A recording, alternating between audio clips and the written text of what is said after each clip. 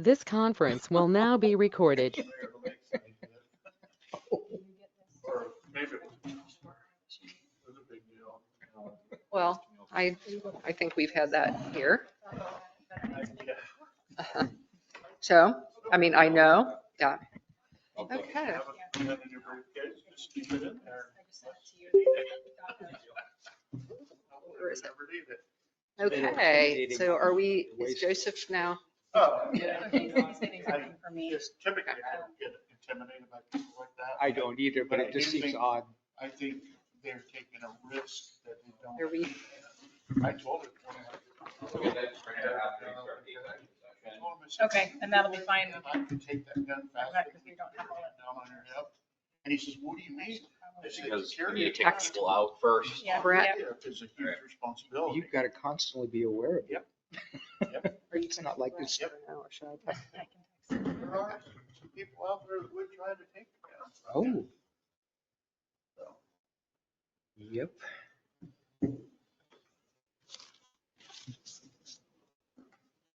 You waiting on me? Waiting I don't even know if I'm- for the executive session to start. Okay. Okay, So if may we're I ready to just, go. may I start it then? Yeah. Are we ready? Okay. Hello, counselors. We are here to start the regular session of our city council meeting today on Thursday, August 21st at 5 p.m.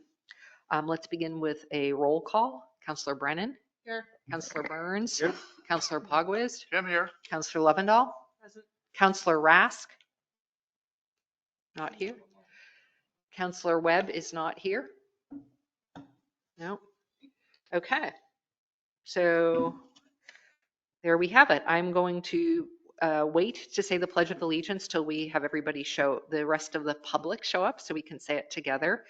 And I would entertain a motion to enter into executive session under ORS 192.6602H to consult with, That has changed. okay, That verbiage has changed. okay. Can you help me with I what sure it is? can. Let me- Did the numbers change? Number changed, Okay. yes. So that was reposted on the website, but that was not updated to you. Okay. Let me get you the exact information. I have to find it. Wow. I have different glasses Okay. on than There you go. usual, or is So it it's- really dark text? Okay, can I just? Oh, yeah. Where's the- It's Like darker, older. huh? Gold? Mhm. There it is. Okay. Gosh, I could- Okay, so to take two, I would enter a motion to enter into executive session under ORS 192.6602F to consider information or records that are exempt by law from public inspection. So moved. I'll second it. Okay, call for the vote. Counselor Lovendall? Yes. Counselor Brennan? Yes. Counselor Burns? Yes. Counselor Pogwizd? Jim, yes. Okay, so we are now in executive session.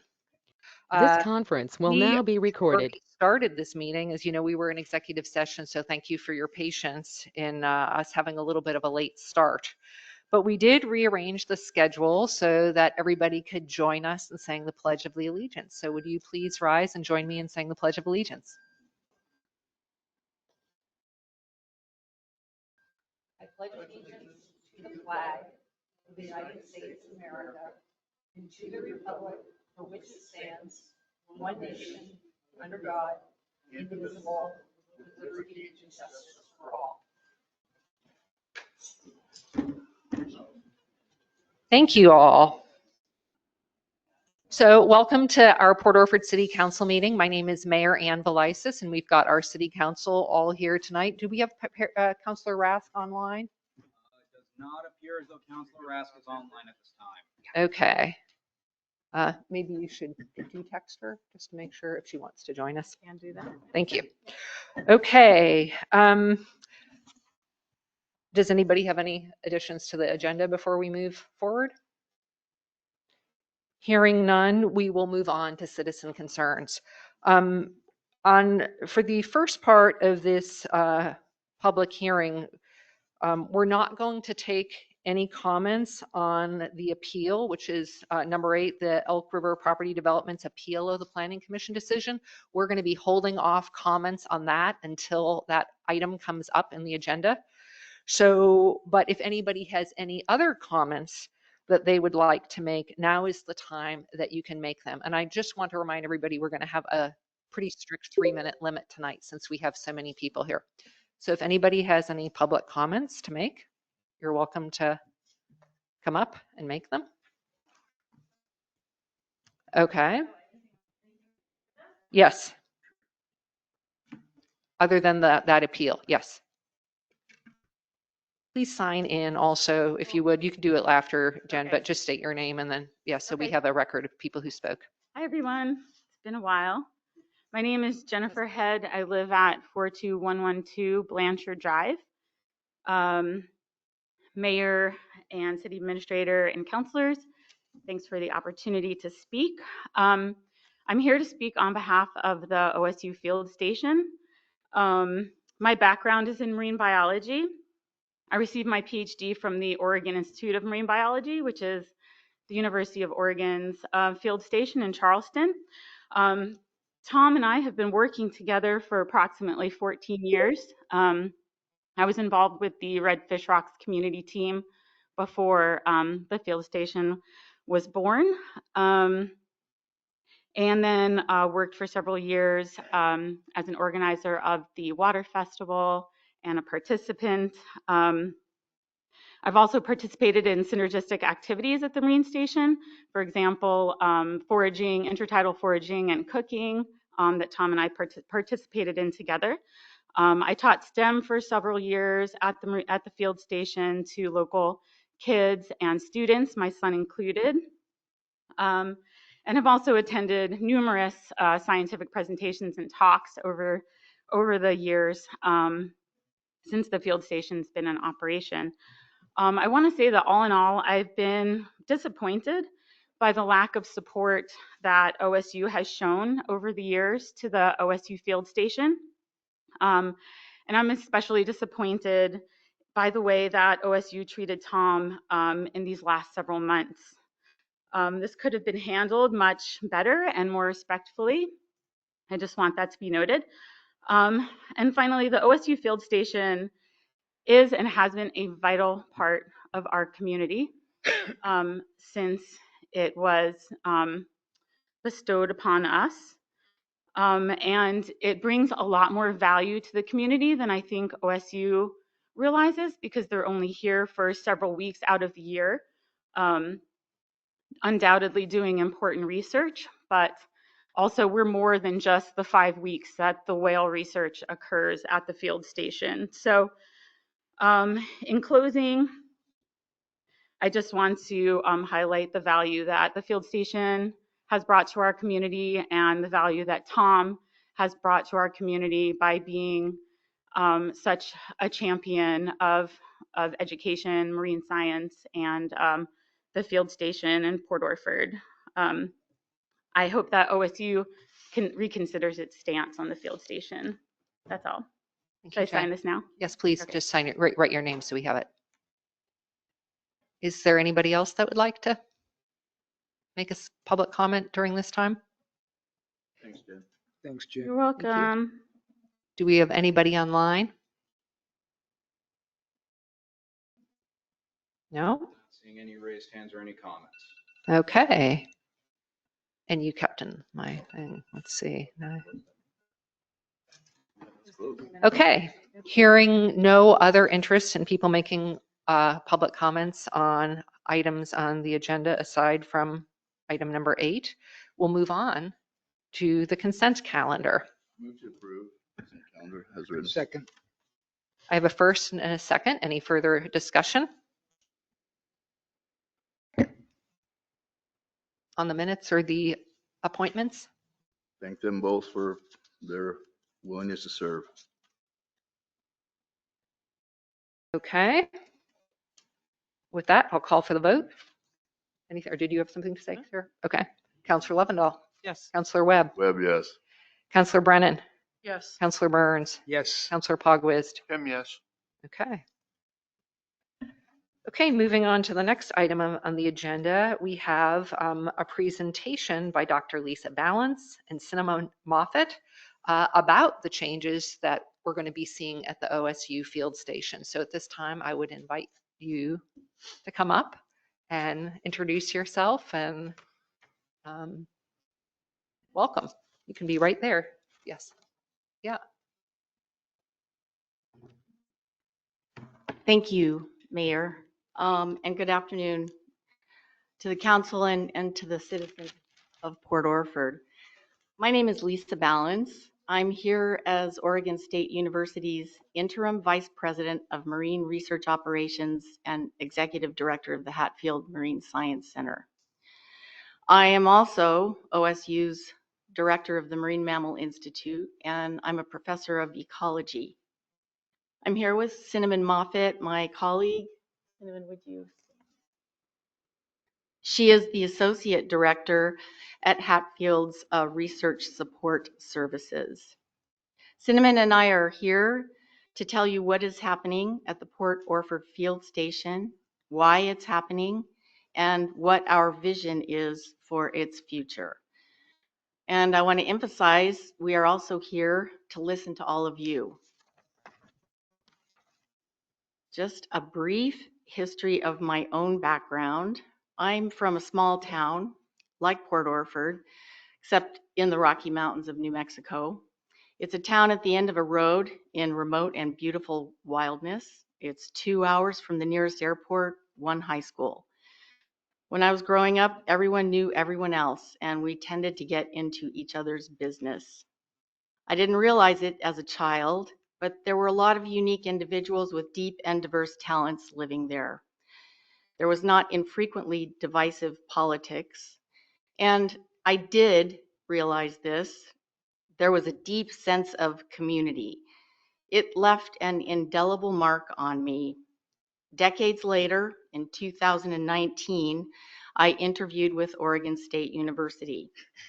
Everyone worried about how I would handle leaving cosmopolitan San Diego for tiny Newport, Oregon. But I couldn't wait to live once again in a small town. So we all do have something in common. I don't know a lot about Port Orford. This is only my second visit here. I do know that it's spectacularly beautiful, it's wild, and yet it's suffering from human impacts on marine ecosystems. I know about the Redfish Rocks Marine Reserve and the astonishing partnership between the commercial fishing community and scientists that created it. I know about the gray whale research being conducted here and the richness that local high school students from this community have brought to our work. And I know this field station has become a catalyst for bringing people together around shared interests and common needs. And I know about the magic that has resulted. I do have some experience with that magic. Our Hatfield Marine Science Center is such a place. It's more than a building and the hard assets that it holds. It's the people who have worked to create and maintain what has occurred, what goes on, and what is the vision for the future. It's very clear to me that the Port Orford Field Station is such a place. To quote from a note I received recently, I have been so proud to have been a part of what we accomplished over the last 10 years. We really did make Port Orford the little town that does science. And here's another quote. There's a lot of concern in our community about the fate of our field station, which has really become a part of our place, our identity as a community that cares about our marine environment and our fishing fleet, and the science that helps us to understand how it all fits together. I certainly want to support having a field station here into the future. I hope you can help us to figure out how to best support that outcome. So with that, let me tell you what is happening. We are sunsetting the outreach coordinator position at the station, effective the 21st of September. The operations assistant is leaving September 5th to pursue an advanced degree, and we are not backfilling that position. We are now hiring a part-time on-site coordinator. That position is now open. We are accepting applications through the end of this month. Our goal is to have this person in place in October and to keep the station open and accessible to users through the fall and winter of 2025 and 2026. We intend and anticipate that things will change in the spring of 2026. And I'll tell you more about that in a minute. Why is this happening? Beginning in October 2024, Oregon State University placed the Port Orford Field Station under the umbrella of the Hatfield Marine Science Center in Newport. This oversight structure is one of many recent changes associated with the university's decision to centralize all marine research operations at Oregon State University. In addition to Port Orford Field Station, OSU's large and mid-sized research vessels, our small boat and dive programs, our marine technicians, the PACWAVE facility, and our cooperative institutes for marine ecosystem research, all of those things have been centralized at Hatfield from diverse units across the university. This transformative change was driven by a 2023 task force report that recommended centralization to improve effectiveness, efficiencies, and awareness of our marine research and its impact at senior leadership levels within OSU. We're now in the midst of implementing these changes and exploring possible efficiencies and improvements in our operations, including at the Port Orford Field Station. Unrelated, but concurrent, changes in the federal funding landscape and significant uncertainties associated with the future are driving strategic efforts across OSU to review and diversify funding portfolios. These reviews are touching the entirety of OSU's marine research enterprise, including the Port Orford Field Station. So what is our future? OSU remains dedicated to maintaining the Port Orford Field Station as a valuable resource for our own scientists, the broader scientific community, our local partners here in Port Orford, and the greater South Coast. This station serves as a model for linking innovative and cutting-edge research with the education of students, sustainable use of ocean resources, and transformative community engagement. Much of this is accomplished through partnerships, with Port Orford Field Station placed as a facilitator and enabler for our partners so that their accomplishments can be magnified. I am so proud of this field station. I am so grateful to you all for your roles in making it what it is today, and I am deeply determined to keep it here and to grow it, to preserve and cultivate the special partnership we have with this community. Honestly, if the world were full of Port Orfords, we would all be in a better place. To inform our future planning, we want to conduct listening sessions this fall and in the winter and spring of 2026.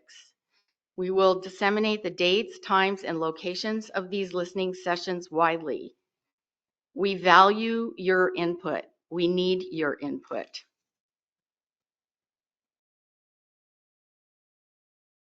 Before I break for questions, Mayor, and I'm not sure that there will be time for questions, but I'm here to answer them if so.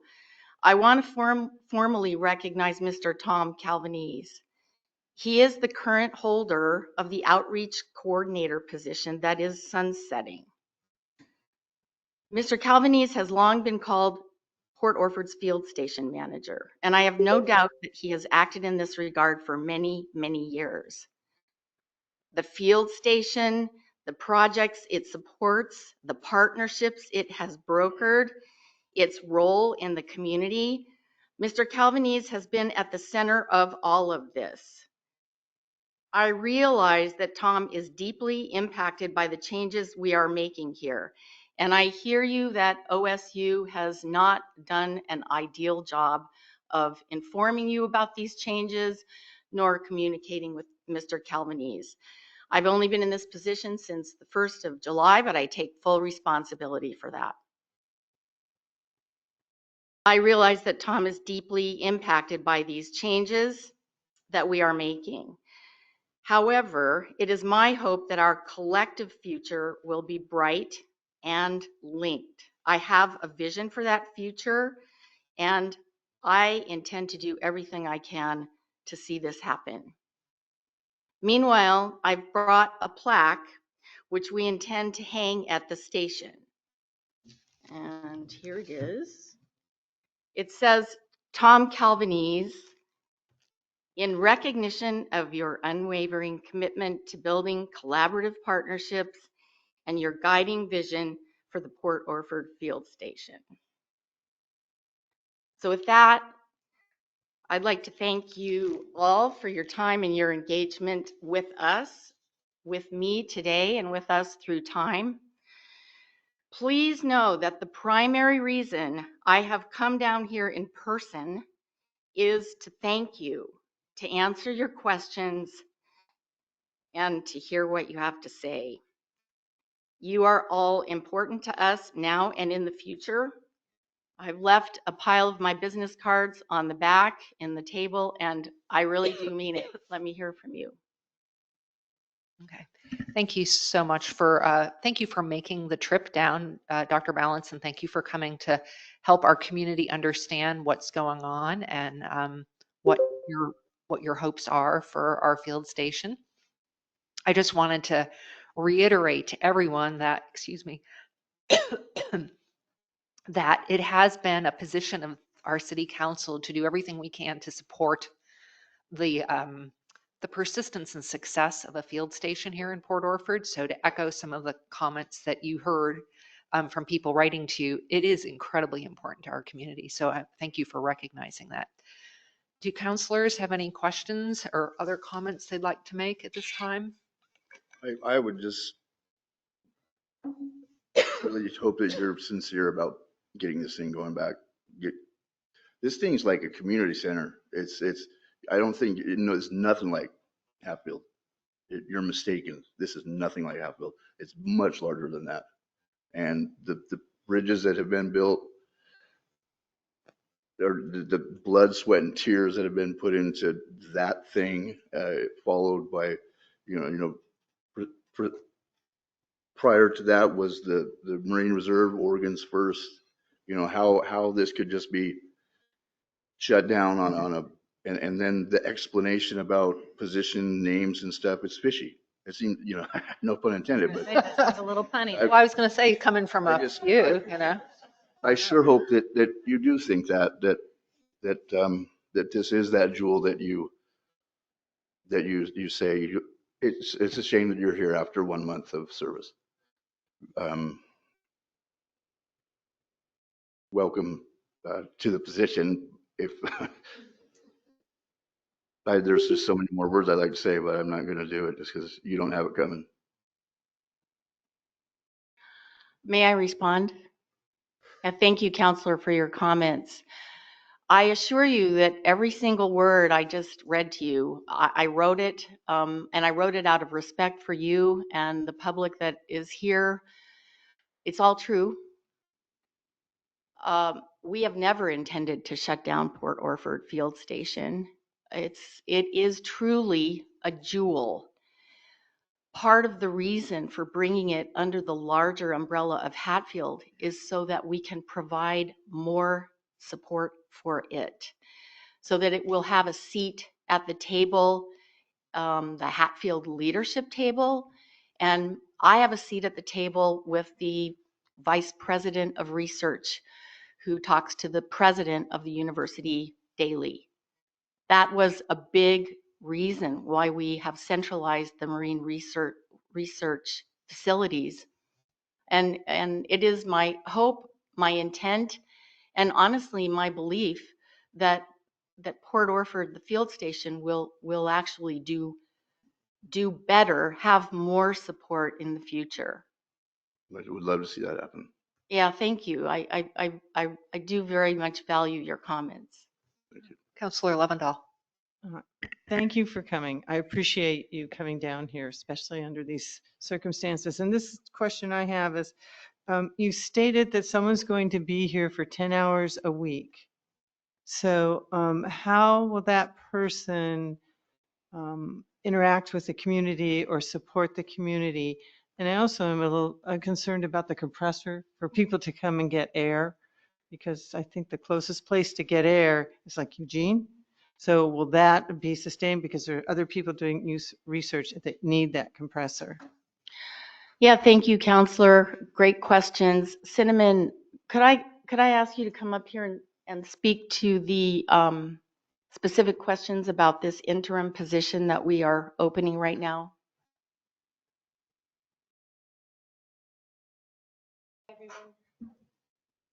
Hi, everyone. My name's Cinnamon. So the 10-hour-a-week position is primarily going to make sure that people have access to the facility, be able to answer emails, be able to answer the phone. We're hoping about a 2-day turnaround maximum. So that'll make sure that the community can still get in and use the facilities, that folks can still get in and use the lodging. As for the outreach part of that position that Tom has held, we're probably not going to be able to do much around that at a 10-hour-a-week position.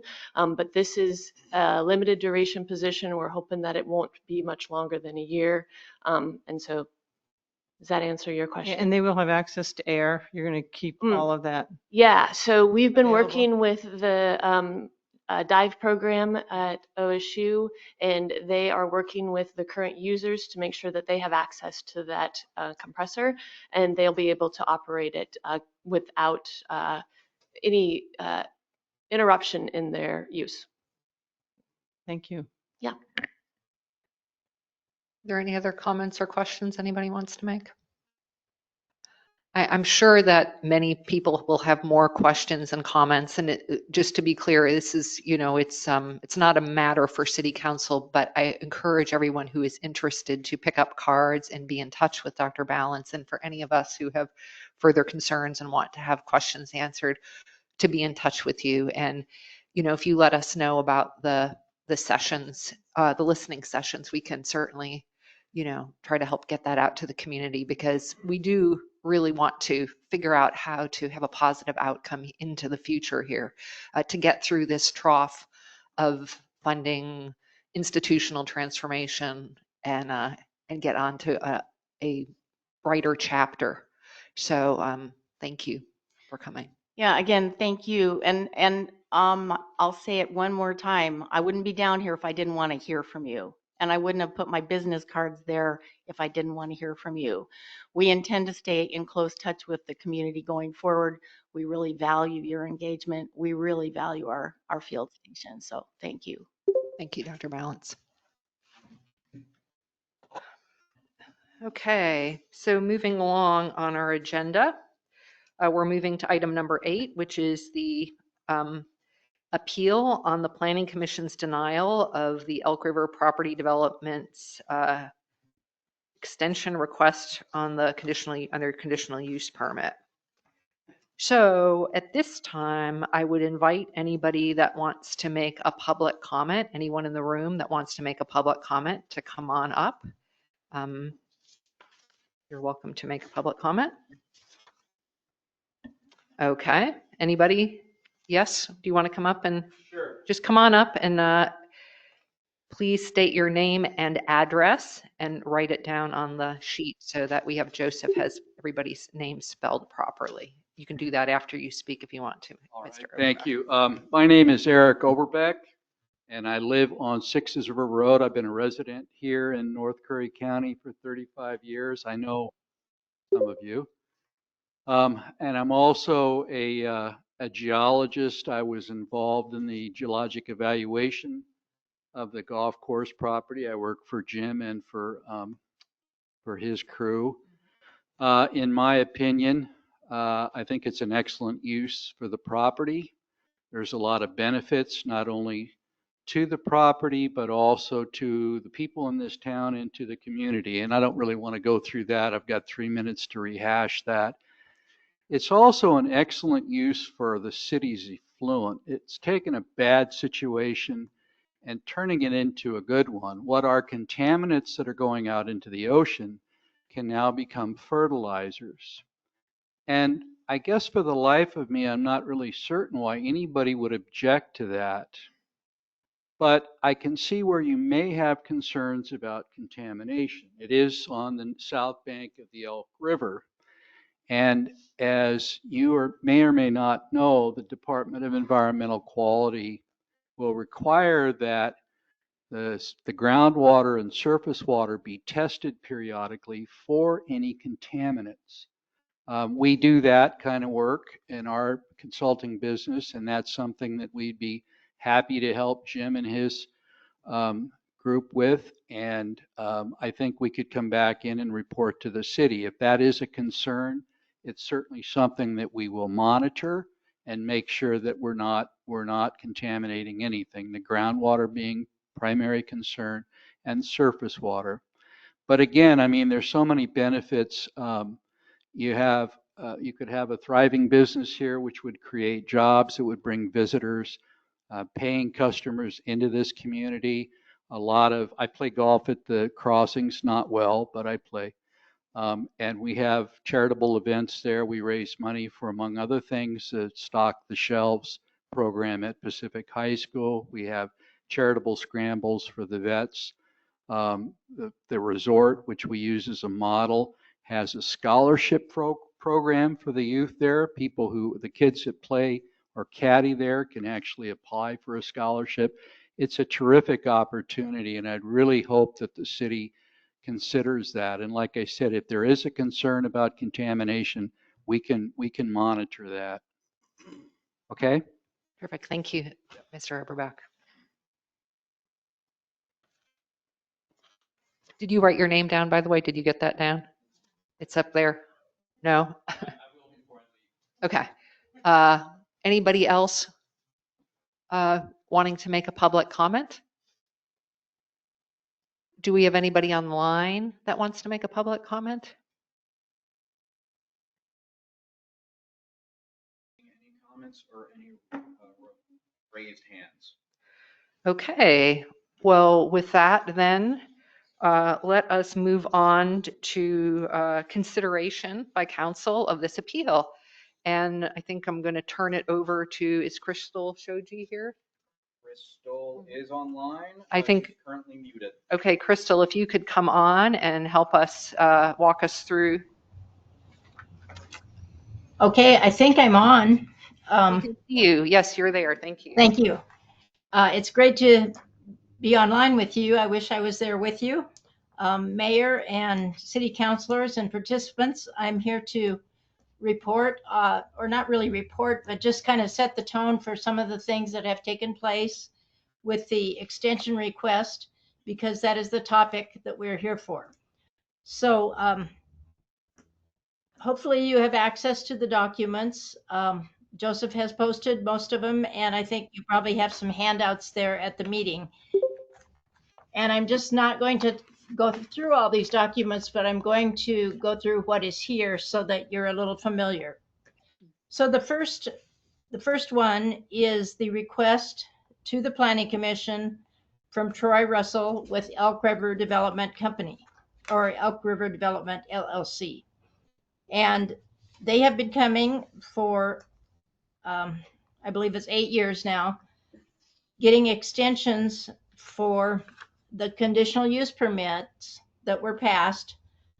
And we're not talking about those conditional use permits tonight. This is simply the extension that they're requesting, and the appeal is on the extension.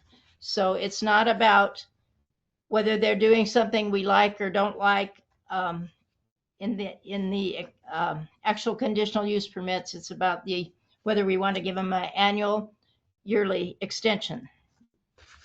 So the first document that I will go through briefly is the it's called the staff report, but it actually has my logo at the top, and it's to the Port Orford Planning Commission Director, Chair, Greg Thielen, from me, and it's on June 6, 2025, and the subject is Elk River Development Request for Extension. So this is divided into a couple sections. The first information on here just talks about the code and what it says about giving extensions, and it's in italics. And so you can see that our code does not say a whole lot about extensions. It does now. We just passed a new one, but they're under the old code because that's where they came in. So we've had extensions from 2018 to 2024, 1 year each, to allow the applicants to complete their project. So using only the requirements that our code has, and the fact that we ask the applicants always, when they're coming for an extension, to give us the information so that we can understand that there's a burden of proof for the applicants, and the planning commission then can decide whether they feel like it should be approved or not. So as you go through this, I've just given a lot of observations as the planning director, and pretty much said that we oftentimes weren't getting any burden of proof, really just some words, nothing in writing ever, no exact dates or anything like that. And so that was concerning me. And I did not make a recommendation in this staff report, but I did bring up the things that were my concerns. And this has nothing to do, again, like I said, with the conditional use permits themselves, only with the extension. The next item that I'm looking at is the Planning Commission meeting minutes. And the meeting minutes should give you an idea, if you choose to read them, about how the discussion went at the Planning Commission. Then, as part of the packet, part of the record is that we got two parties that were testifying in writing at the meeting. We didn't hold a public hearing at the Planning Commission meeting because there's no reason for a public hearing in our zoning code, because we're not deciding on as I said, on the conditional use permits. So the first one was Exhibit 1, and that was from Cameron LaFollette of, would you say what it is, Cameron? It's not on the stationery, but I think it's in the text. Anyway. It's Oregon Coast Alliance. Thank you. Okay. That's what I thought. I wasn't sure as I got here. And then we have Exhibit 2 from Penny Seuss. And this is 2 pages, and that's in the record for Penny Seuss, Exhibit 2. Another document that we have in this group of documents is the Port Orford decision, order, and findings for the Planning Commission's decision. The applicable code, it's the one that has the little logo of Port Orford up in the left-hand corner. It starts with the just some explanation of times and things like that, and then the code again that applies, and then the Planning Commission response, and that I'll read those. The applicant has the burden of proof for justifying any extension of the approved CUP 1602 and CUP 1603.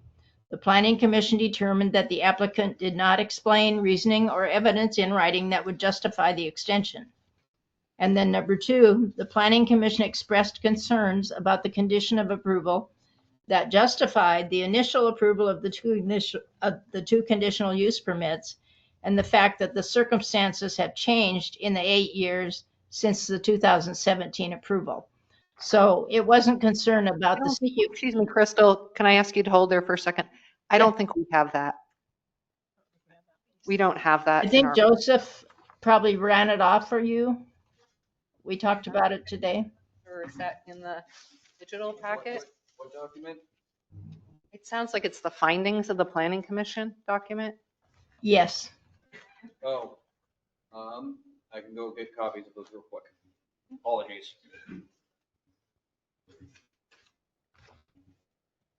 Maybe you could continue to summarize it for us. Okay, yeah, there's only one other point here. So the first one had to do with the burden of proof that the planning commission didn't find that the burden of proof was met.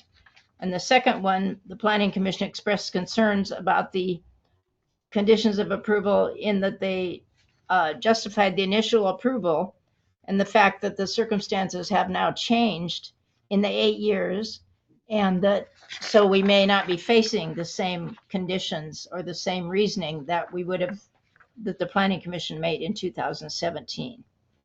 And then it goes to talk about how this can be appealed. So I believe Joseph will bring that to you, and you'll have that to look at. Then we have the appeal letter, which the law office of Bill Close will present. And then we have some suggestions by the city attorney, Laurie Cooper.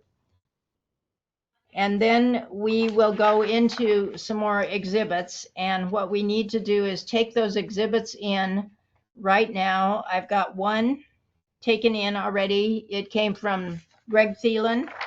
He is not writing as the planning commission chair, but as a citizen. And this is exhibit 3, and it has a date of August 19th, 2025 in the upper left-hand corner. Did you get that? Yes. Yeah, you have that one. Okay, and I believe that Joseph has a couple more that we need to take in before we go into this. That's how we keep the record clear in the council meeting. He's out at the moment, so may I read you some of these letters so that we Yes, can if you could just tell me, tell us Okay.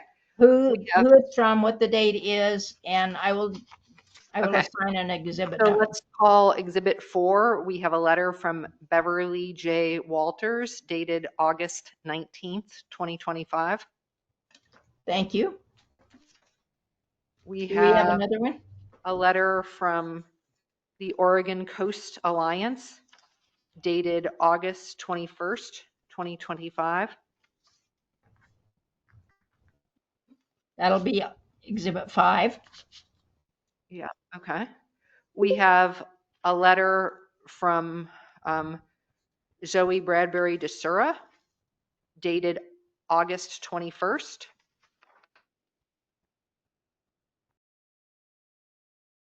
That would number be 6. exhibit 6. We have a letter from John Tuck dated August 21st. That would be exhibit 7. We have a letter from Ted Owen dated August 20th. Exhibit 8. We have a letter from Bob Morrow dated August 21st. Exhibit 9. And that's all I have. I think that's everything that you've given us, Joseph. Thank you.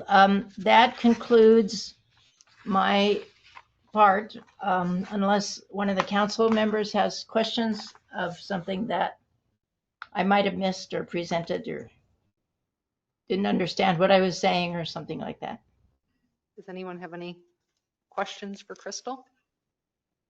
Okay.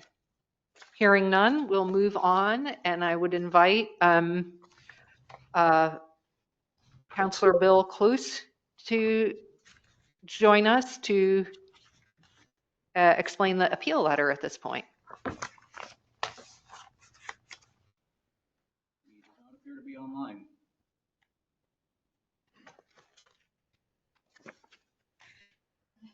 Okay.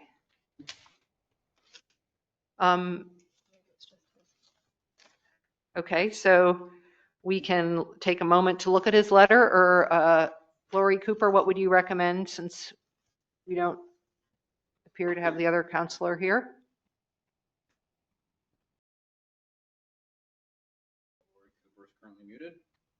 Laura, your mic is not on. You're muted. Yeah, I would take a minute to review Mr. Close's letter. Was it was in the packet that you received, counselors, Yes, it is wasn't it? It's been in the packet. Okay, So you can maybe quickly we'll review. just take a few moments to review that.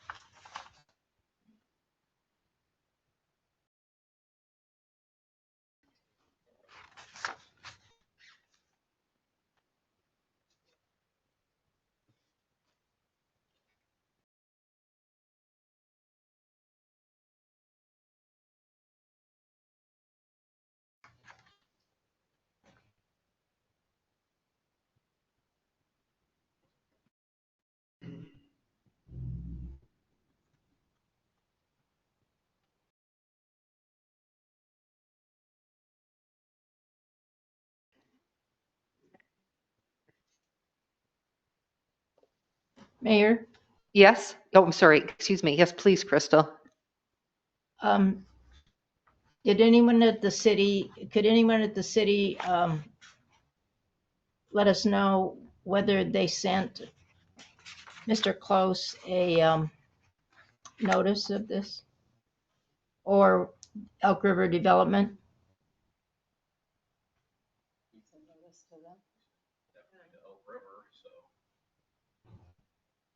So, Crystal, it was staff has said they definitely sent notice to Elk River Property Development Excellent, LLC. thank you. I just wanted to clarify that. Okay. And I know we have representatives from that organization in the room with us tonight. Okay. Is there any more? Well, then why don't we move on to, I believe, Lori, people have had time to, we've gotten a number of additional letters. Do counselors want a little bit more time to review things before we move on and ask our city attorney to help us explain the terms for this decision? Do people want a little more time? No? Okay, so Lori, why don't I turn it over to you then at this point? Sure, thank you, Mayor. And so I was I can't hear super well, but so Bill Close is not present and he's not online. Is that correct? That's what it appears to be the case, yes. Okay. I would suggest that you ask, and you said there's representatives of Elk River Property Development in the room. I would give them a chance to speak if they want to take that chance. Okay.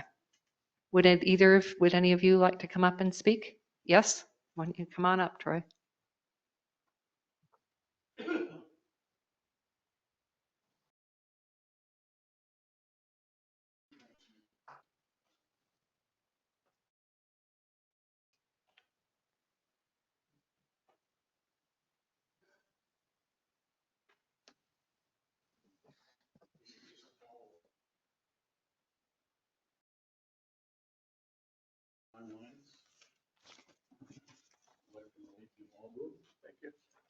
Thank you, Troy.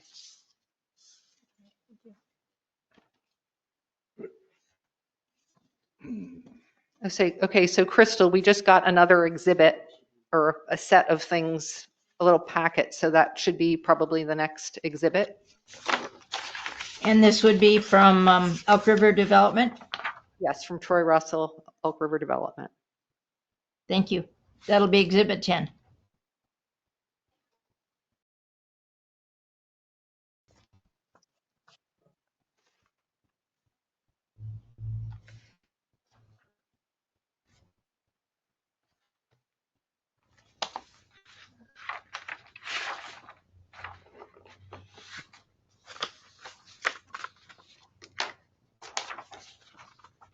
Ready? Oh, sure. Oh, well, are you going to give us time to read, or did you want to just speak to us, guide us through it? I'll let you read if that's Okay. what you prefer to do. Okay, thank you. Let me know when. Okay. Thank you.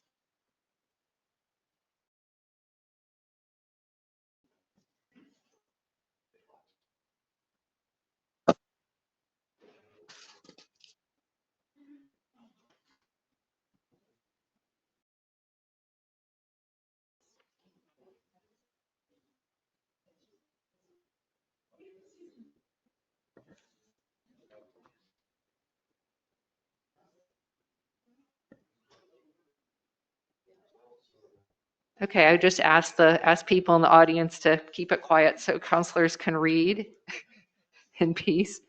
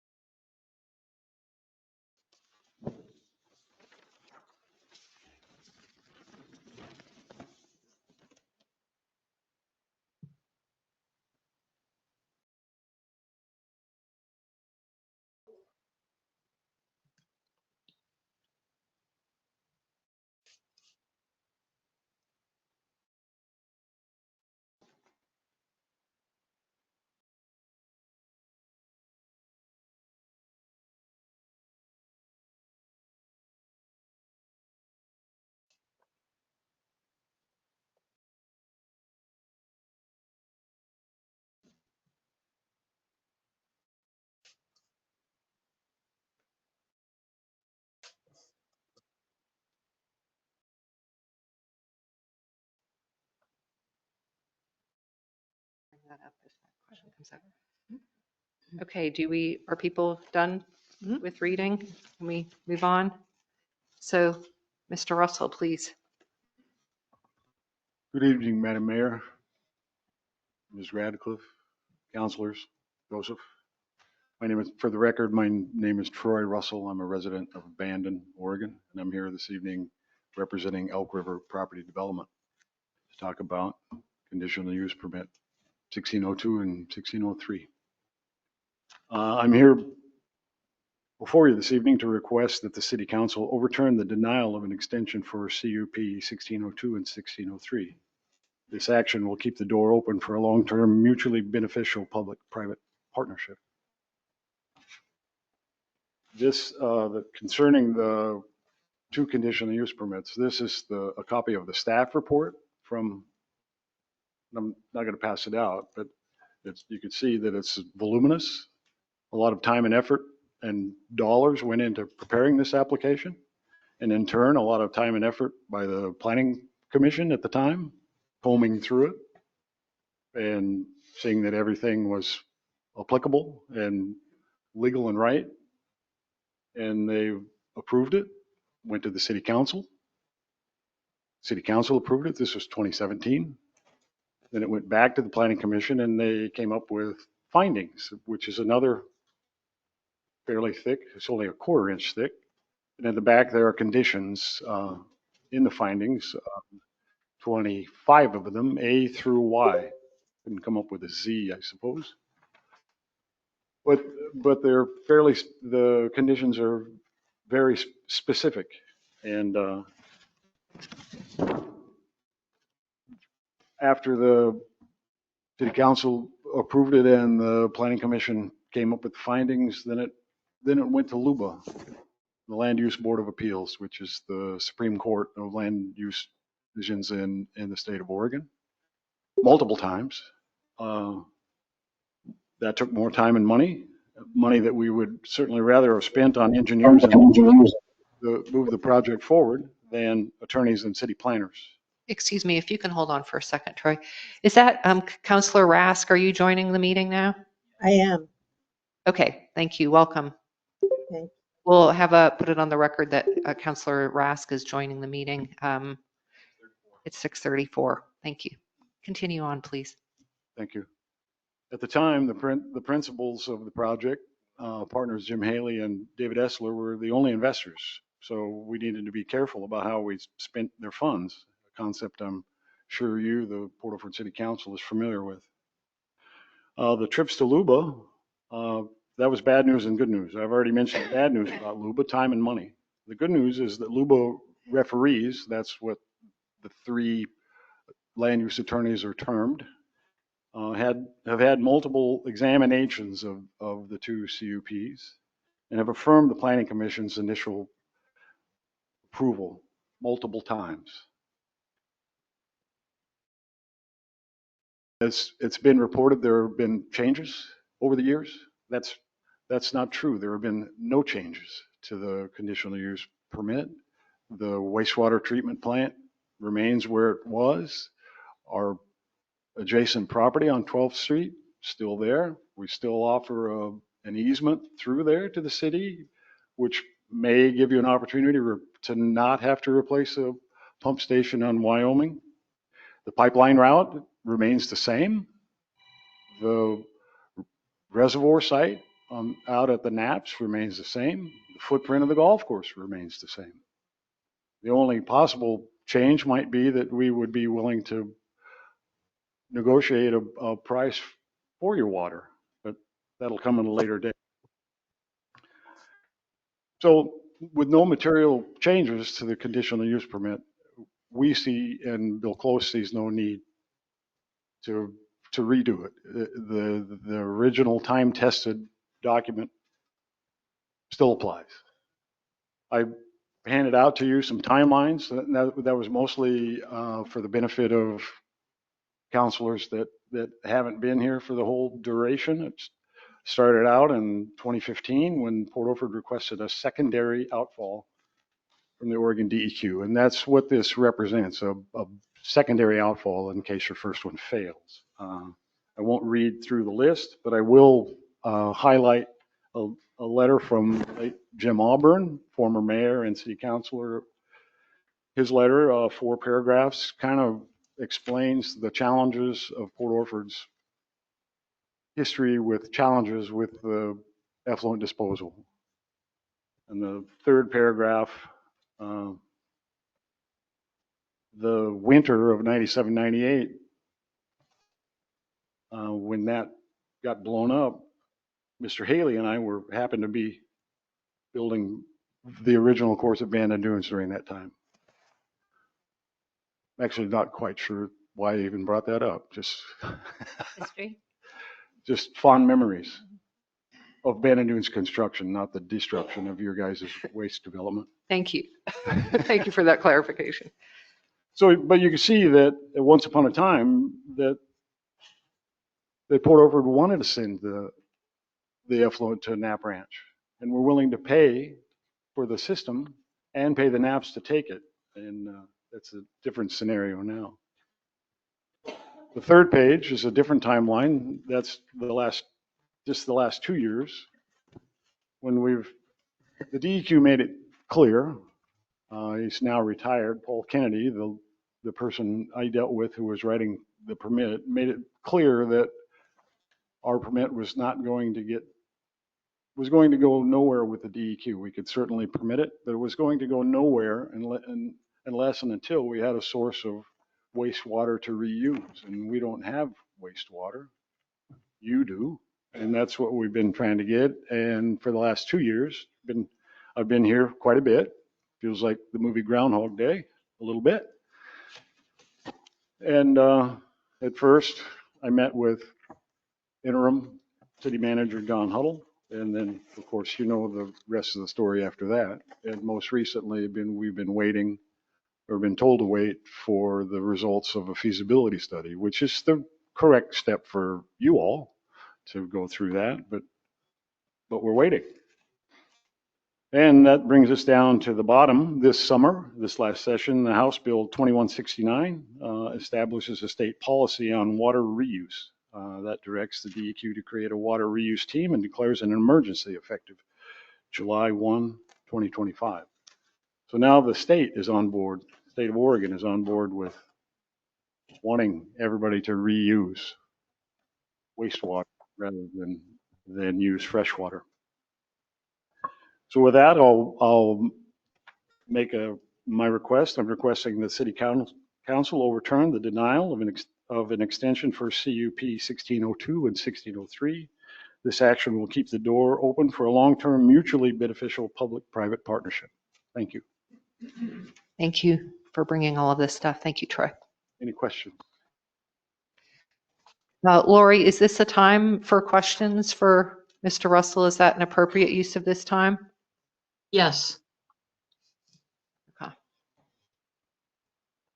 Is it appropriate for clarifications from the city also, or is it just appropriate for questions for Mr. Russell?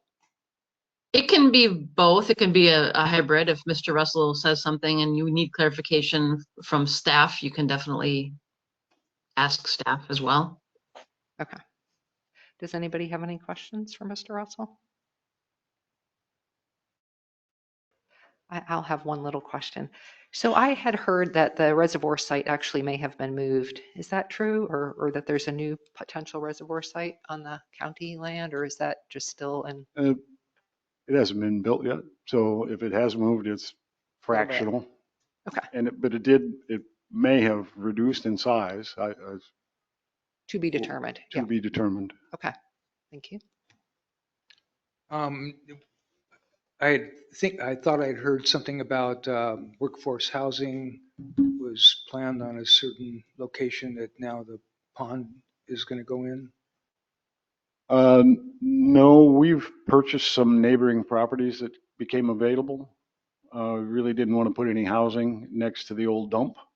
That's probably where maintenance facilities will go. And be happy to discuss workforce housing with you, but probably not here. That's not the appropriate time. That's for another. We have a meeting with Mayor Velisis on Monday, so perhaps then. Okay. Any other questions that people have for Mr. Russell, counselors? Yes, ma'am. Thank you for coming. I see you a lot here. Yeah, frequent flyer miles. Yeah. We don't have a frequent flyer program, unfortunately. I keep trying. So I recall that you stated at one point that you were ready to go. You're already financing, you're just ready to start going. We are, yes, that's true. Correct? Okay. And Years ago, we didn't have funding. didn't It have- was out of Jim Haley and Dave Essler's pockets. Now we have investors and we're ready to go. We just need a water source to move forward with the DEQ. We don't produce effluent wastewater to reuse. But you had said at another meeting that you do have another source if we didn't provide the effluent. Yes, we're working on groundwater rights. That's true. But the right thing to do is to reuse water according to the state of Oregon, new legislation. And we would prefer to, I think it's for the greater good for all parties involved to reuse the wastewater rather than to use fresh water, groundwater. I do have John Isidore. one question that I'm curious about. What are you going to do with your wastewater you do produce? It'll be treated. Septic And system? it'll probably go into a leach field. We haven't done the engineering on that, but the DEQ will have something to say about that. Absolutely. Okay, I was just curious what the plan was. We'll follow their rules. Okay. Lori, if we end up going into greater deliberation now, can we call Mr. Russell back if we have further questions as we deliberate? Or is this Yes, just don't, I wouldn't, if you don't close the hearing, if you close the hearing, then you need to reopen it if you ask him to come back up. So, yes. Okay, so we'll leave it open. You can stay there, but why don't we just, if we don't have any other questions, why don't we move on to the next phase of our discussion? Okay, so Lori, why don't you help us with that? Sure. Just, I will outline for you, what the council's role is, what its standard of review will be. So as Crystal mentioned, even though your code has changed regarding extensions of conditional use permits, you need to still go by what the old code says, since this conditional use permit was submitted in 2017 before the code was changed. So, and it's in your packet, but I'll just read it. Authorization of conditional use shall be void after 1 year or such lesser time as may be specified in the original approval, unless substantial construction has taken place. However, the Planning Commission may extend authorization for an additional period not to exceed 1 year upon written application to the Planning Commission. So that's the code section we're dealing with for the decision that you're considering. And as Crystal explained the history, in past decisions, the council has approved, either the Planning Commission or the Council on Appeal has approved the CUP extension request multiple times. There has been at least one LUBA case on this matter in 2021, where an opponent or opponents to the extension permittal said that the city's code limited the council from being able to extend beyond 1 year. However, LUBA said they looked at your code, the old code section 17.32.060, and said there aren't any hard and fast criteria there, and that the standard that LUBA looks at this kind of thing with is that local governments, city councils, county commissions have a lot of deference. They're to be given a lot of deference to interpret their own code. So you as the council have a lot of leeway, a lot of discretion in interpreting your own code. So LUBA had held, and the only reason I keep going to LUBA is because it's another body that has looked at this matter.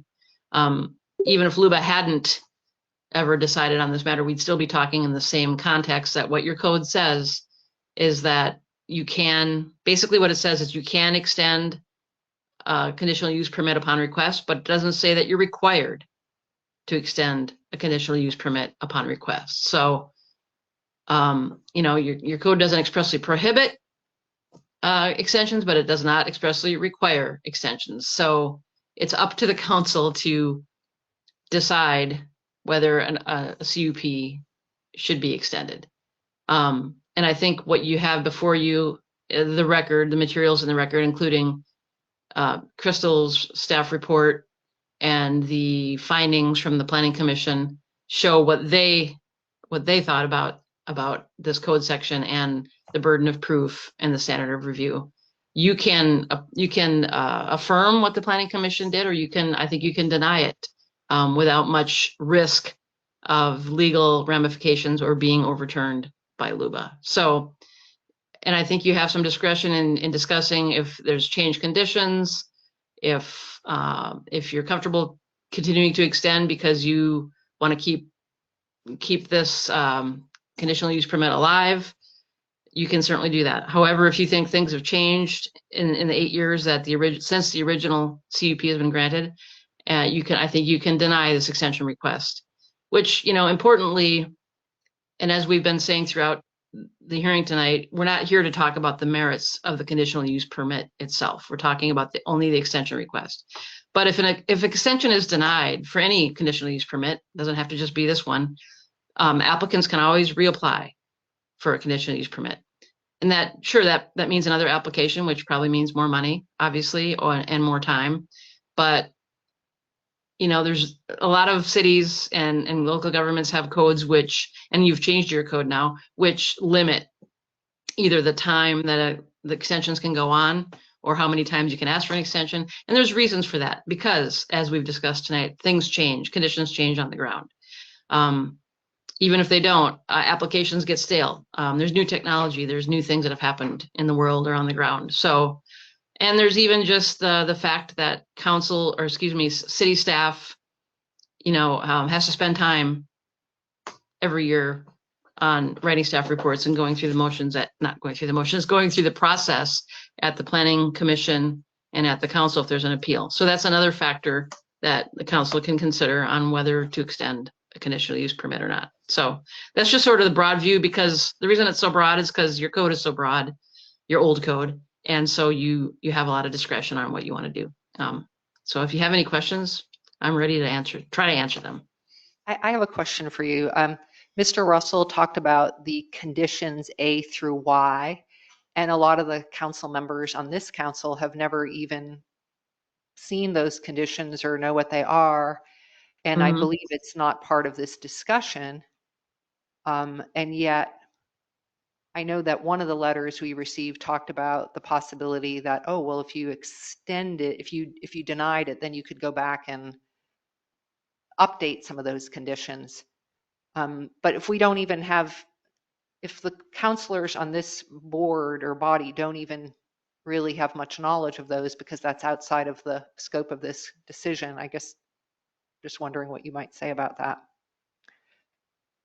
Yeah, I mean that's an interesting factor to be considered. Now, there could be some condition on a conditional use permit, just speaking hypothetically, that is no longer relevant or is impossible to achieve because of the passage of time. I'm not saying that I haven't looked at the conditions A through Y or whatever that was that you said, but I'm just saying that things could happen that may make it impossible.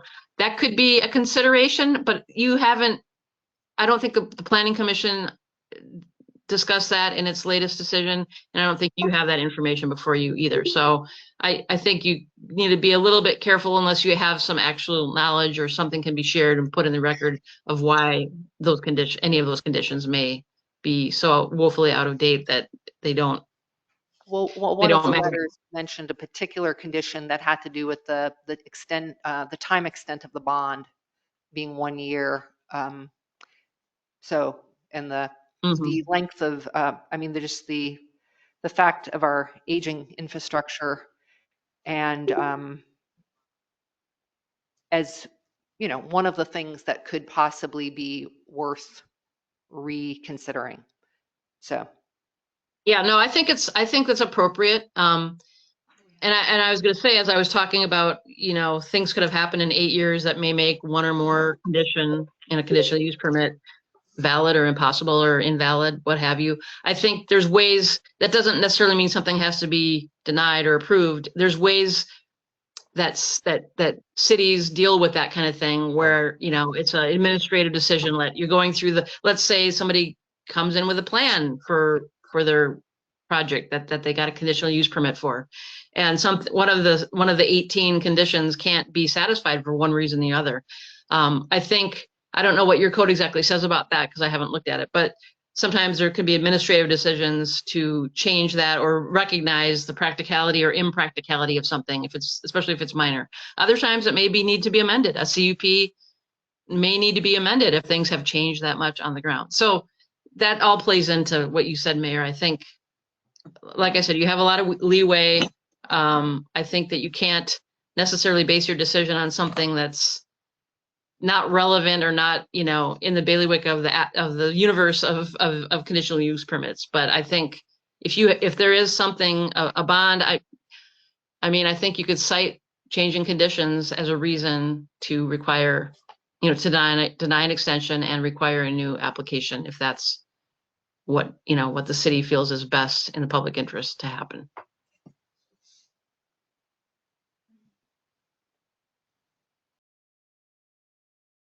I would move to overturn the planning commission decision to grant a 1-year extension of CUP 16-02 and CUP 16-03 based on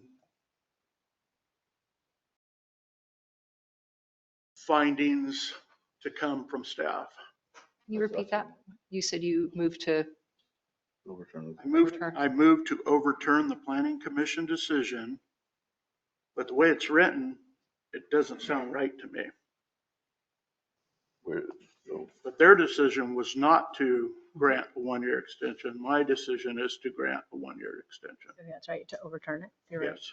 right. Yeah, and I'll second that motion. Okay, further discussion? Um, Do we have a second? Yes, we had a second from Brett.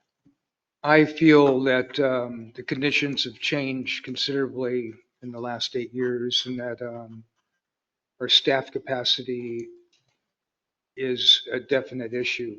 And I feel like there's got to be some way that's worked out. We cannot send this, to me, it's not fair to our staff, the 2 people that we have for staff that are already overburdened with the city work that we're doing. And to add this to their work is just I don't see that we're capable of pulling that off. And that's going to have to be reconsidered in whatever, in our MOU, or if you're going to do a new CUP. Somehow that's got to be figured in, because we can't be pulling staff away from what they're doing right now. I'd like to say, to his point, that, and to your point, Mayor Velisis, that we have had a change in conditions, not only in staffing, but in our infrastructure, in our water, and in technology. And I think it is worth us holding back on and looking at what those impacts could be before we go ahead and approve a conditional use permit. We may have to amend it or go change something and have more dialogue. I think that would be the most judicious avenue to take, given our circumstances in the city and best for our citizens. I'd like to ask a question, Gary, if you could elaborate further. Were you referring to the administrative staff or public works staff? Both. Um, Especially the situation that we're in right now, and that we could be in this situation at any time where we are down public works staff, and then to be making those locates. And if there were problems that they couldn't find a pipe, and it got dug into, that the public works would have to stop what they're doing and quit treating water, or doing something that's very important to the residents of the city, and administrative staff.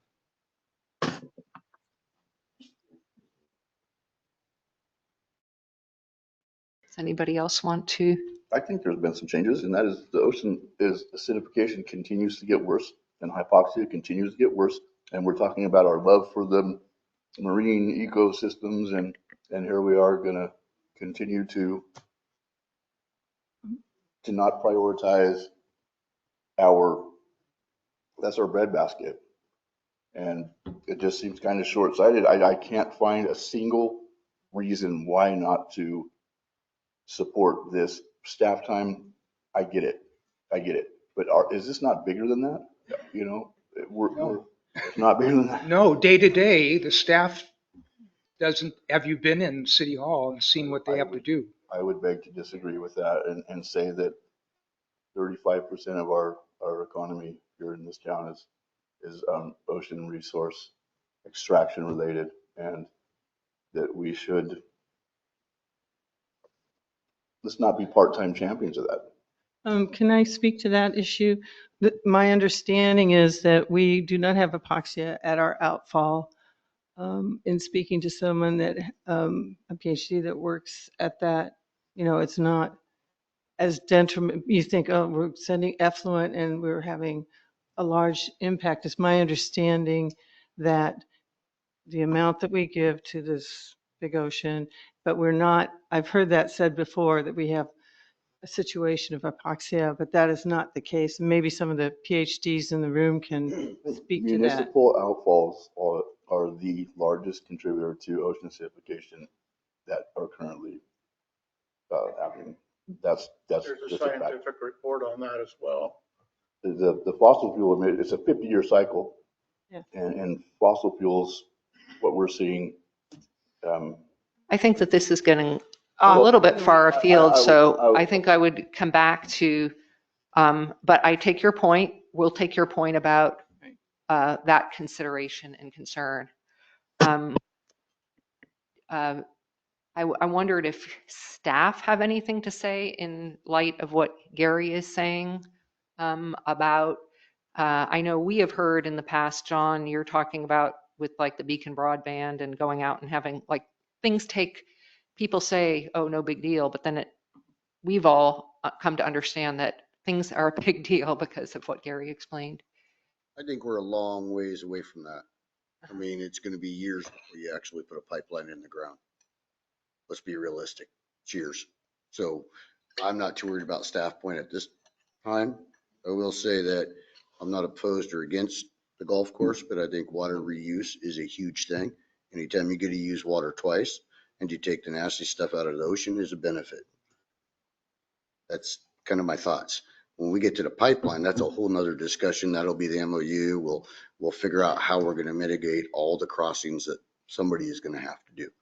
That's more of my concern. Right now, they got a long ways to go before it comes to fruition. So yeah, I don't see a lot of staff time involved at this point. If I'm wrong, am I missing something? Somebody hasn't told me the other half? No, and I think for us with staff, ours is more on the front part of this administratively of, working through these. I mean, it's what we do, right? We're here to serve and take what the council does and in the best interest of our residents and do what we need to do. So, I mean, we'll make it work if we have to. There are a lot of things that have, we are trying to prioritize our water system and trying to prioritize, our wastewater treatment plant and keeping things moving that direction. That is our priority at this point. And so that has been more top of mind of trying to find grants and secure our water system and do all of those things.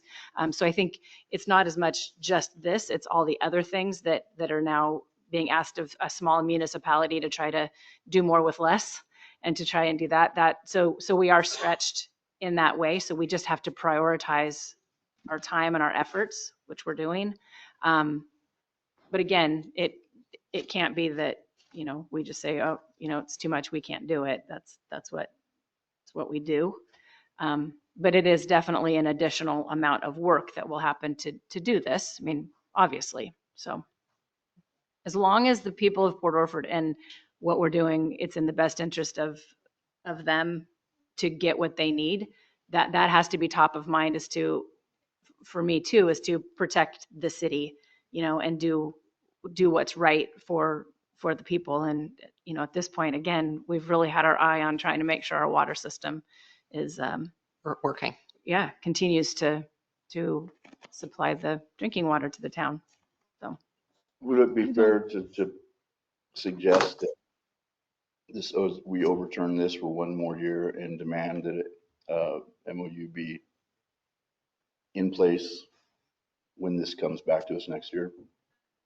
Because we discussed that in MOU, it didn't quite happen. And perhaps that is because of staff time. But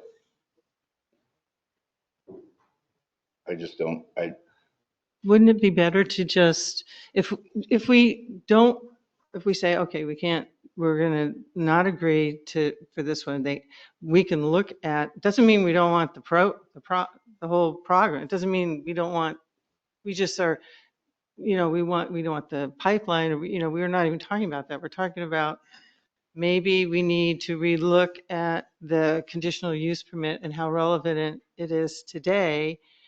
You come back, you're all ready to go. You come back and we can,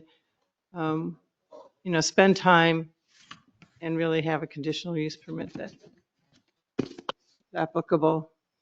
And that's what, With the MOU, or which is whatever a big we, part of- need to put that's a in. big part of the. Yeah. that would require staff time.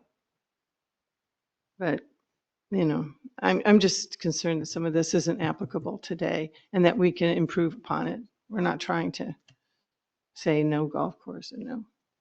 So How about, I was just going to give maybe some of the other counselors a moment to speak first. Can you hold your thought? Counselor Pogwizd, do you have anything you wanted to I've been mention? involved with this from the start, and I totally understand different points of view on this. I don't disrespect anybody for their view on it, one way or the other. The two things that stick in my mind since day one is secondary outfall. So we're not paying for a third one if Mother Nature decides to do that to us. And two is to filter that stuff one more time before it goes in the ocean. It should, I think we have a choice here to do the right thing. I think the state of Oregon, even before this ruling in July of 2025, I think the state of Oregon has always accepted the fact that using effluent like this, whether it be a golf course, a park, wherever, is the best thing to do with. I mean, they're talking about tightening that up to turning this stuff into drinking water in communities all over the United States right now. We have an opportunity. We have an opportunity. We're not there. We need an MOU. Sure we do. We might need a few cup adjustments, but we have an opportunity to have a great thing here. That's my opinion on it. But that's not what we're voting on right now. I mean, that's not what we're just my considering. I'm opinion. sorry. Well, okay, let's just, yeah, so My opinion is just to do what my motion said, basically. Does it? For those Counselor, reasons. Counselor Brennan, sorry, Brett, did you want to, just to give everybody a chance to say something about I mean, this? I'm so new to it that, I'm trying to get caught up to speed on everything. Mhm. I can see the benefits of both. I can see both sides of the arguments here. I can see the benefits. I can also see maybe the drawbacks. But extending a permit for a year, I mean, it's already been 8 years. What's one more year at this point? Before we get to Counselor Rask, did you have anything that you would want to contribute, just to give everybody a chance to say something? It just, can you hear me okay? Yes, we can hear you. Okay, thanks. I don't see anything detrimental about it to our citizens or to our city. How I feel about it personally is not relevant, but we have extended this 7 times and not had any problems with it. And I think sometimes it comes down to it's an emotional issue for people. And I think we need to take the emotions out of it. And there really is nothing that I see that would cause any harm to our city. And like Tim said, I think that, having a secondary outfall is certainly a plus. Participating in any water reuse is certainly a plus. And us, like we've always said, if we were to deny this, that's not going to affect whether or not the golf course goes in. And I think sometimes people think that may be the case, and that's just not it. This is actually just, do we get a secondary outfall and have somebody else to pay for it? And I think that we need to stand by that and be glad that they want to. And one thing I would actually like to say about that, and I'm going to be channeling my inner former Mayor Cox here, because I think one of the things I've come to learn through the years, which I think is also a change, is that we've come to be learning that this is not really a secondary outfall. It's a water recycling project that would be very beneficial, but that it may not truly be an outfall unless the golf course can take all of our effluent all the time. And that's something that is part of what we could learn as we get the results of our feasibility study and have a discussion. But I think it's important to say that's one of the reasons, one of the things we really need to understand better. If it's not truly a secondary outfall, I mean, people have said, oh, this will save us money, this will save us this, that, and the other. If it's not truly a secondary outfall, we actually do need to maintain our current outfall into the future, because our current outfall is our primary outfall. So just I wanted to just state that as a matter of, I think, clarification that we have learned about when this was originally put forward and accepted. I think everybody just totally thought it was a secondary outfall. I think we're coming to realize that may or may not be, and that's something we need to understand better. Years ago, we discussed the maybe they can't take it all, but right across the road is another farm that could take it all. And in 20 years, they're potentially bidding for who gets this stuff, and it turns into something a lot better than dirty water for the city. It's not just like, this is it. Mm-hmm. You could think a lot bigger. It could go any which way. it was something that was discussed 10 years ago, was maybe, maybe they don't get it all. Maybe the McKenzie's want some, and maybe the guy across the other road, so Maybe we can get some. Good point. maybe we get some. Maybe, Maybe we can use some. maybe we could get some. But I know that trenching going on, in a city that needs trenching, I think there's opportunity to perhaps partner with, whatever. I think everyone's probably come to their, I'd call for the vote. Okay, I wanted to just say, I'm going to just say one other thing. I've been trying to think about this is like, what would we gain? What would the city gain from not extending versus what would we gain from extending? And I'll just throw this out to you just so that we are thinking methodically. So what we would gain potentially from not extending it, I think, is this potentially an opportunity to renegotiate on a couple of conditions that we might get a better benefit on. One of the letters that we got mentioned the idea that if we waited and renegotiated it, perhaps the MOU could be baked into the CUP and have more teeth for enforcement. So that's something potentially we could gain. What do we gain from extending it? Is it's expedient. It saves time and money for Elk River property development. It also is probably going to save staff time for our admin staff. Because if we don't extend it, well, I could ask you that question. Would you come back or no? If we have to do it again, as Mr. Russell said there, it might just be very similar. So. Is that a question?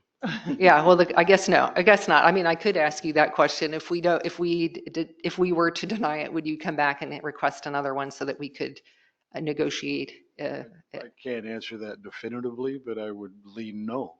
Okay, thank you. And then the other thing I would also clarify for process here is that we have this discussion of this feasibility study that's in progress. We have this discussion of an MOU that Mr. Russell has brought up. In some ways, those are the places where the actual decision gets made as to whether or not this is a benefit to the city. So just to clarify that.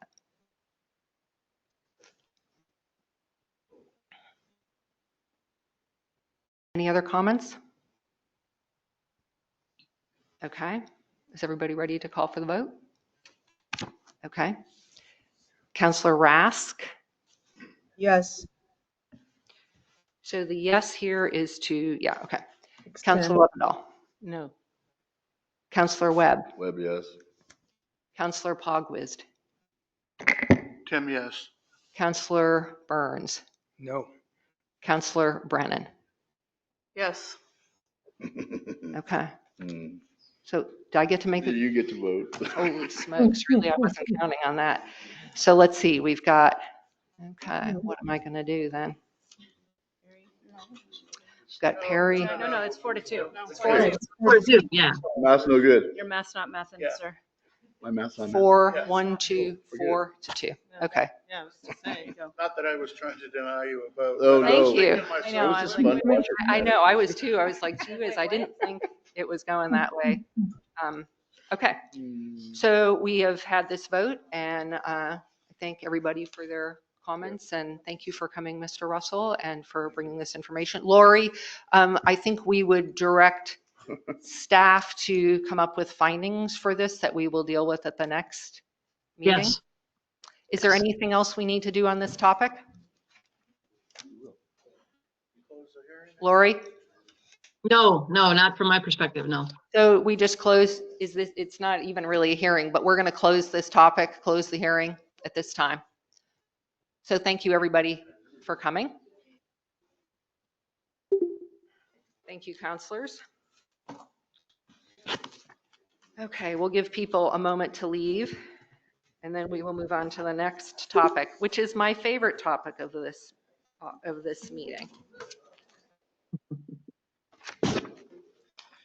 Mayor, I'm going to sign off unless anybody has any other legal questions. You don't think you'll have any more legal Anybody questions? have any counselors have any questions for Lori?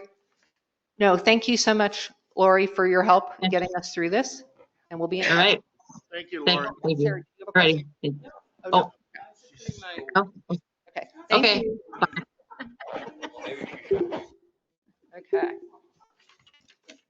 Okay, so now, after that heavier topic, we get to move on to, my favorite topic of this meeting, which is, as mayor, I am really delighted and pleased to proclaim this as Tom Calvinese Day.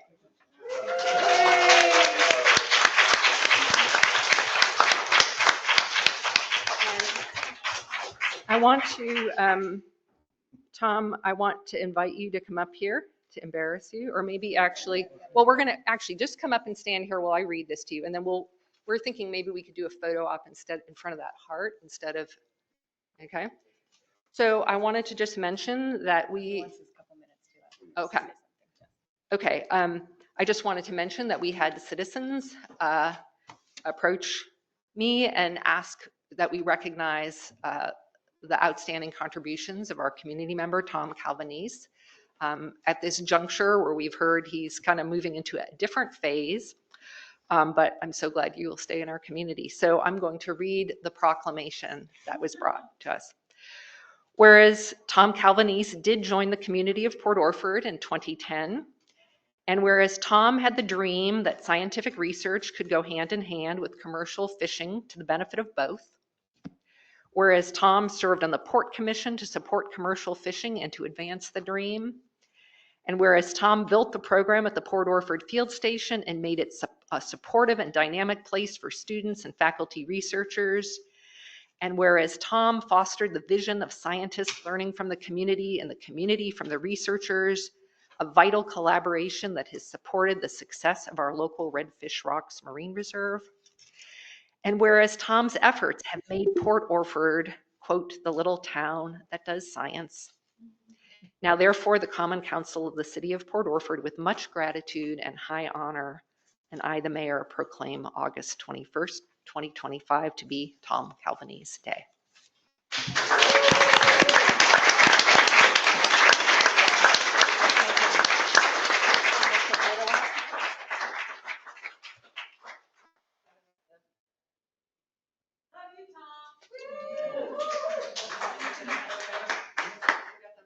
Yep, I'm getting a photo op.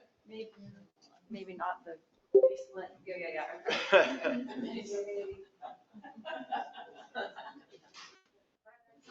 Good work. Okay, there you go. And you may have 2 minutes. All right. Bye. Yes, I'm gonna put my alarm on. Get the timer on. But I wanna look at. Can you be at, we're gonna need you to be at the mic, yeah. Sorry. You guys can watch me on the video. You can go right there. All right. Just let him do this. All right. Thank you, Mayor Velazquez, members of the City Council, and everyone here tonight for this extraordinary honor. Having today declared as Tom Calvinese Day, is honestly deeply humbling, something I'll always treasure. When I arrived in Port Orford 15 years ago, I found more than just a beautiful coastal town. I found an ocean-smart community of partners committed to healthy oceans, thriving fisheries, and collaborative stewardship. The work we've accomplished together would not have been possible without your wisdom and your willingness to work alongside scientists like me who genuinely want to learn from your expertise. Our commercial fishing fleet represents generations of knowledge about these waters and the organisms that call them home. And working with you, I mean you, Brett, working with you has made me a better scientist and a better steward of marine resources. Now, as I look to the horizon, I'm excited about the opportunities ahead. The revitalization of our working waterfront is a chance to honor our maritime heritage while building economic resilience as a pilot of the National Seafood Strategy. In addition, our fishing fleet embodies the collaborative spirit of Port Orford. Through the Oregon Kelp Alliance, we're expanding our work to preserve and restore kelp forests here in Oregon and around the world. This community has taught me that the best ocean stewardship happens when scientists and local experts work as true partners, and that lesson will continue to guide everything I do going forward. Port Orford, you've given me 15 years of friendship, collaboration, and purpose. I am grateful and I'm excited to continue this work together. Thank you for this honor, and thank you for the chance to make Port Orford my home. Thank you.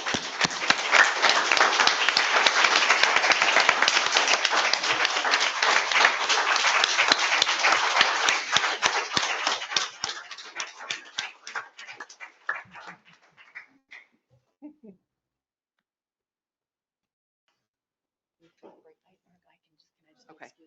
Yeah, we're actually, is it at time? It's almost time, not quite. 7:21. Okay. Okay.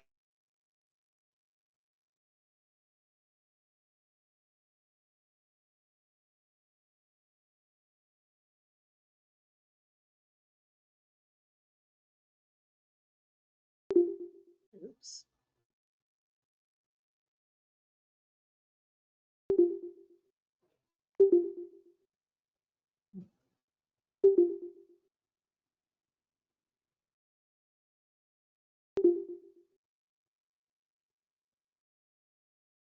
Oops.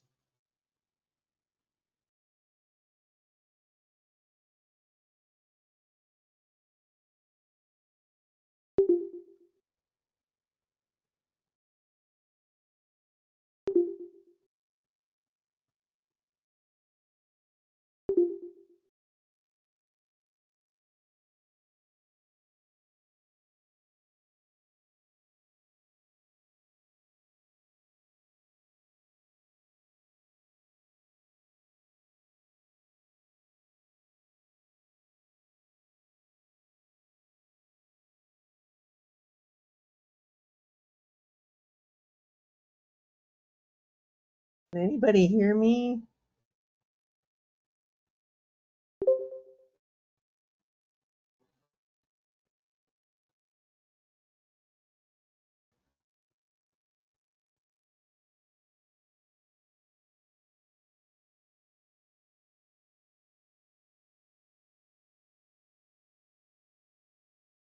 Say it. Say it. I can hear you, Perry. That's good. I can't hear anything else. I can't either. Ah, okay. Oh, they must took a break. Looks that way. Okay. Well, I think I'll do the same.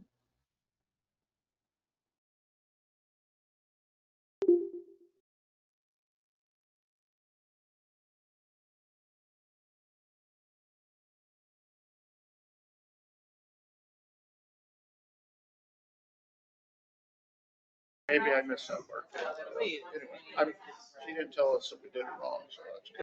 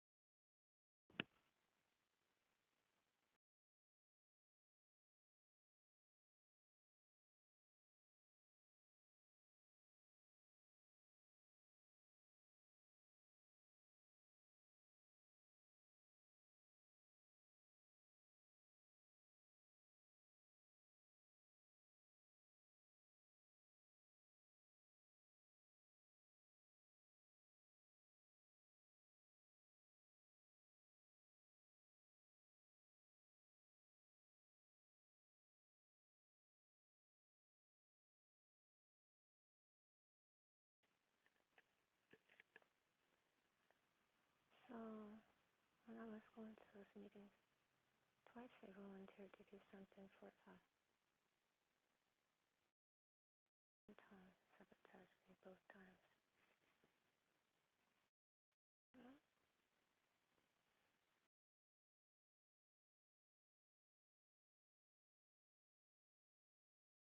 taught me not to care.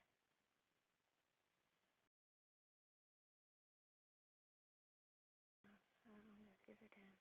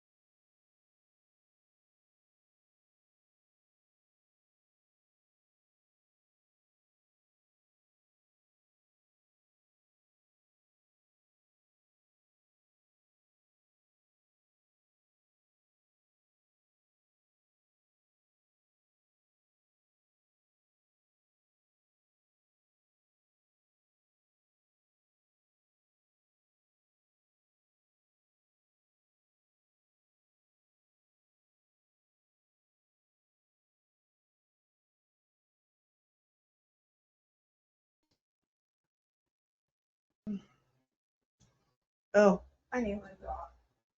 Do you want me to try the foot massager? Is that what you said? Yeah. You don't have to.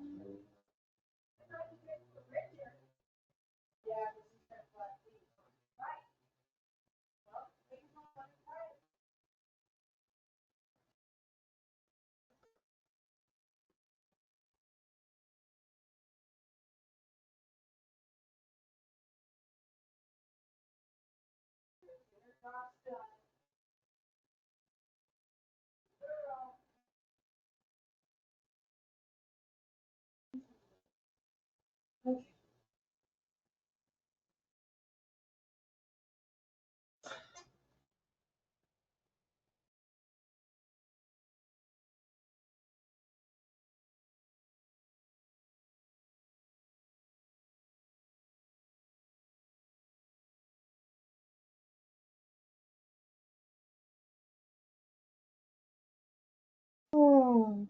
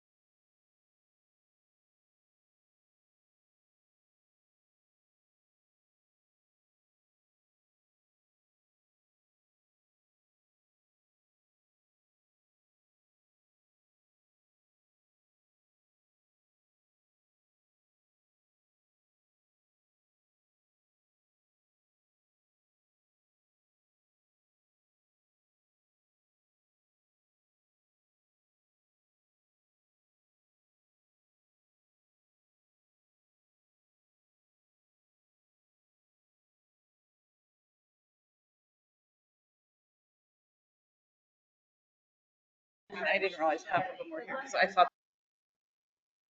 Okay, we had a very long break there, so we're going to resume, and hopefully everybody feels refreshed to go on to the next part of things. We don't have too long of things to continue on with.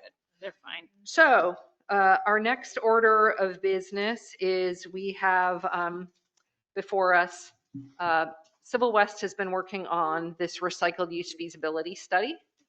And here, do you want to explain it or want me to just continue?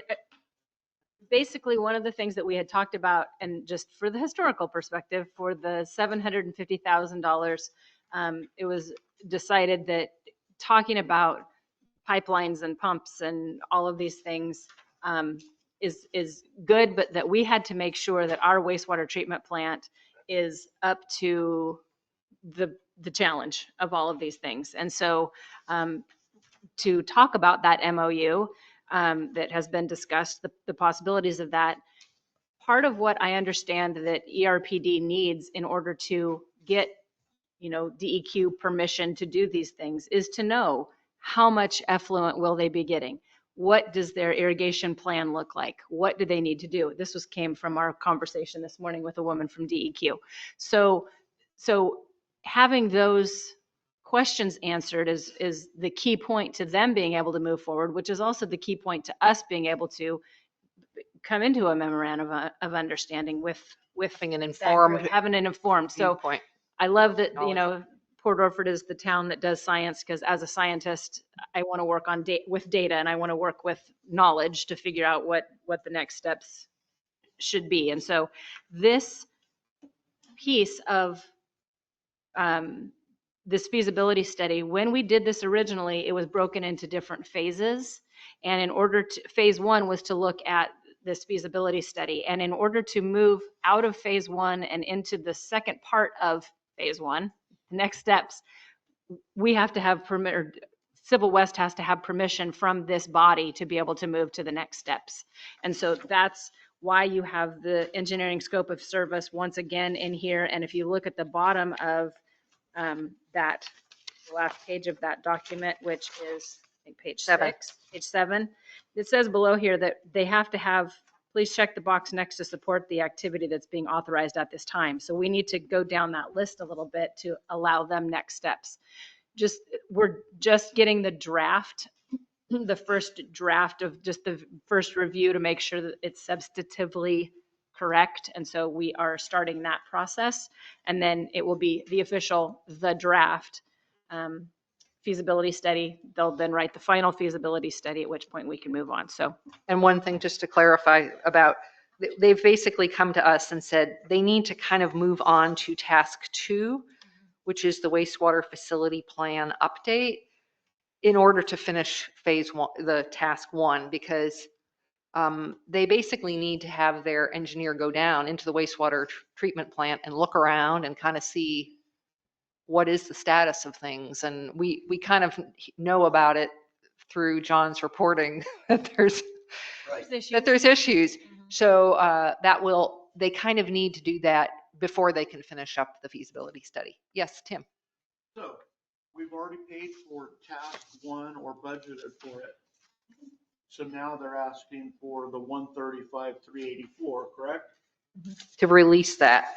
Yes, to release task 2. Yeah. Correct. Okay. And then you and I spoke today about the additive planning, which we're not really talking about right now, but it is on here and I'd like to discuss it. Yep.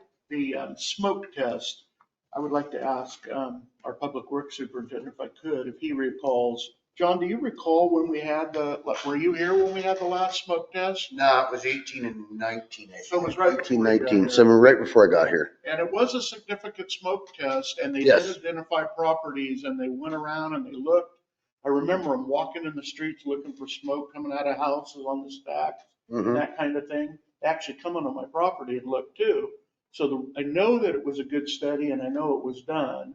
I just wonder if we can find that report, if that report's available to us. I can look. Yeah. I've never actually seen the final report. Okay, so there was a report. They actually, I do recall them sending letters out to residences.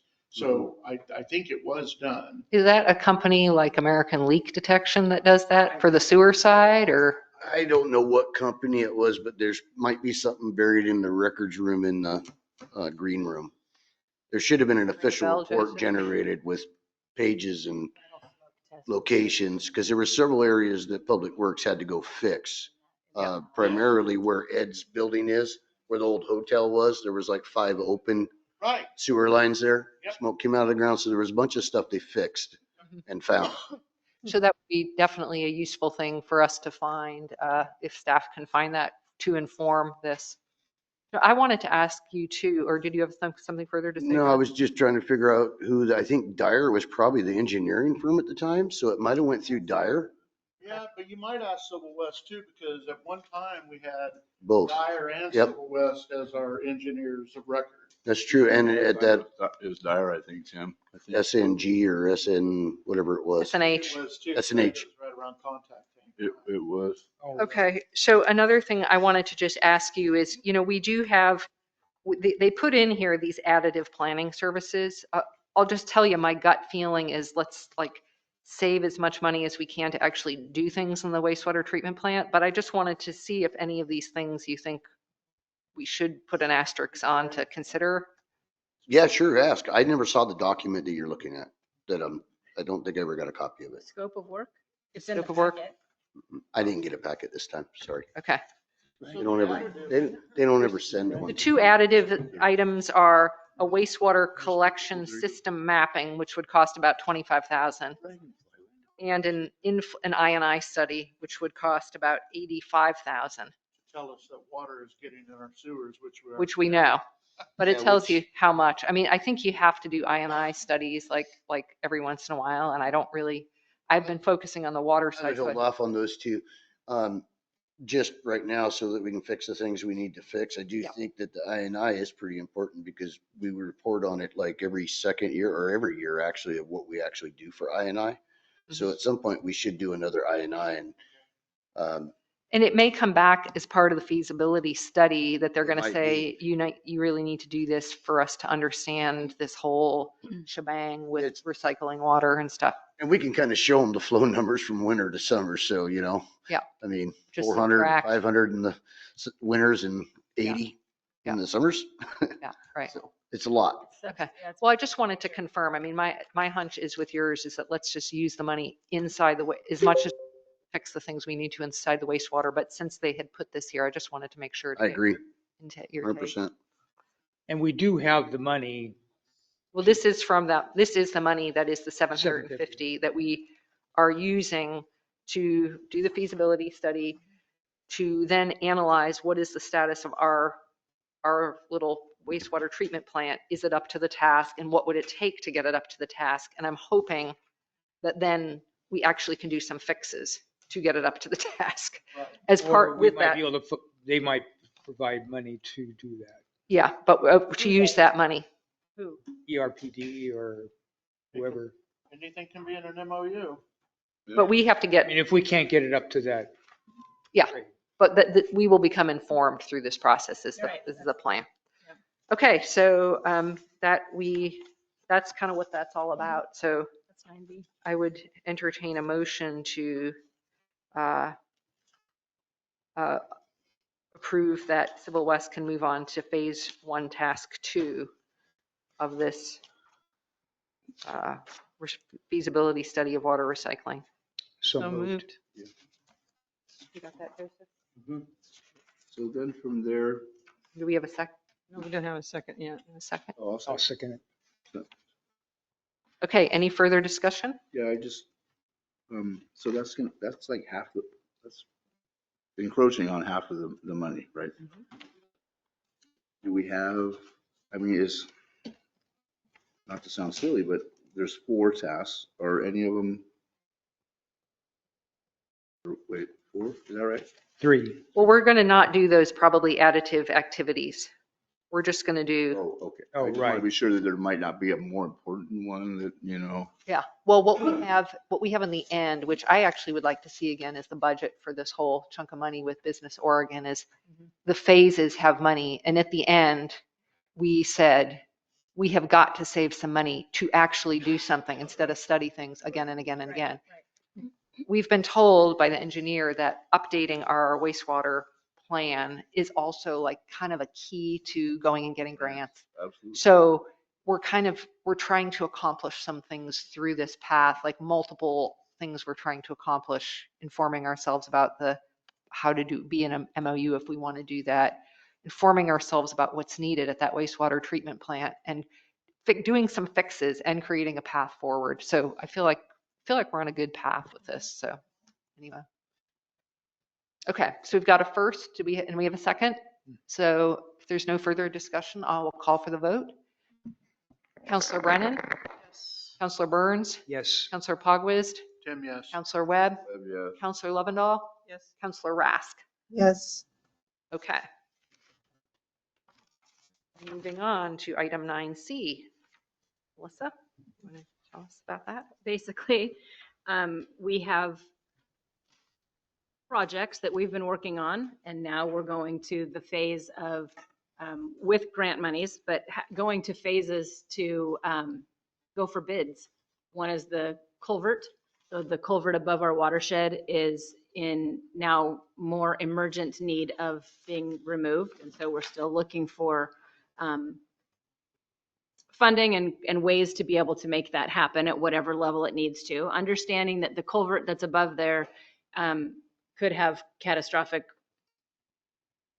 Failure. detriment to our water reservoir, which is where our water comes from. Or just the same one? It's the same one, but it's basically now become more of a barrier than a pass-through. Like And this. I mean, it's it's crumpled smashed. from the bottom and it's smashed from the top. And so now instead of being a culvert, it's more of a dam.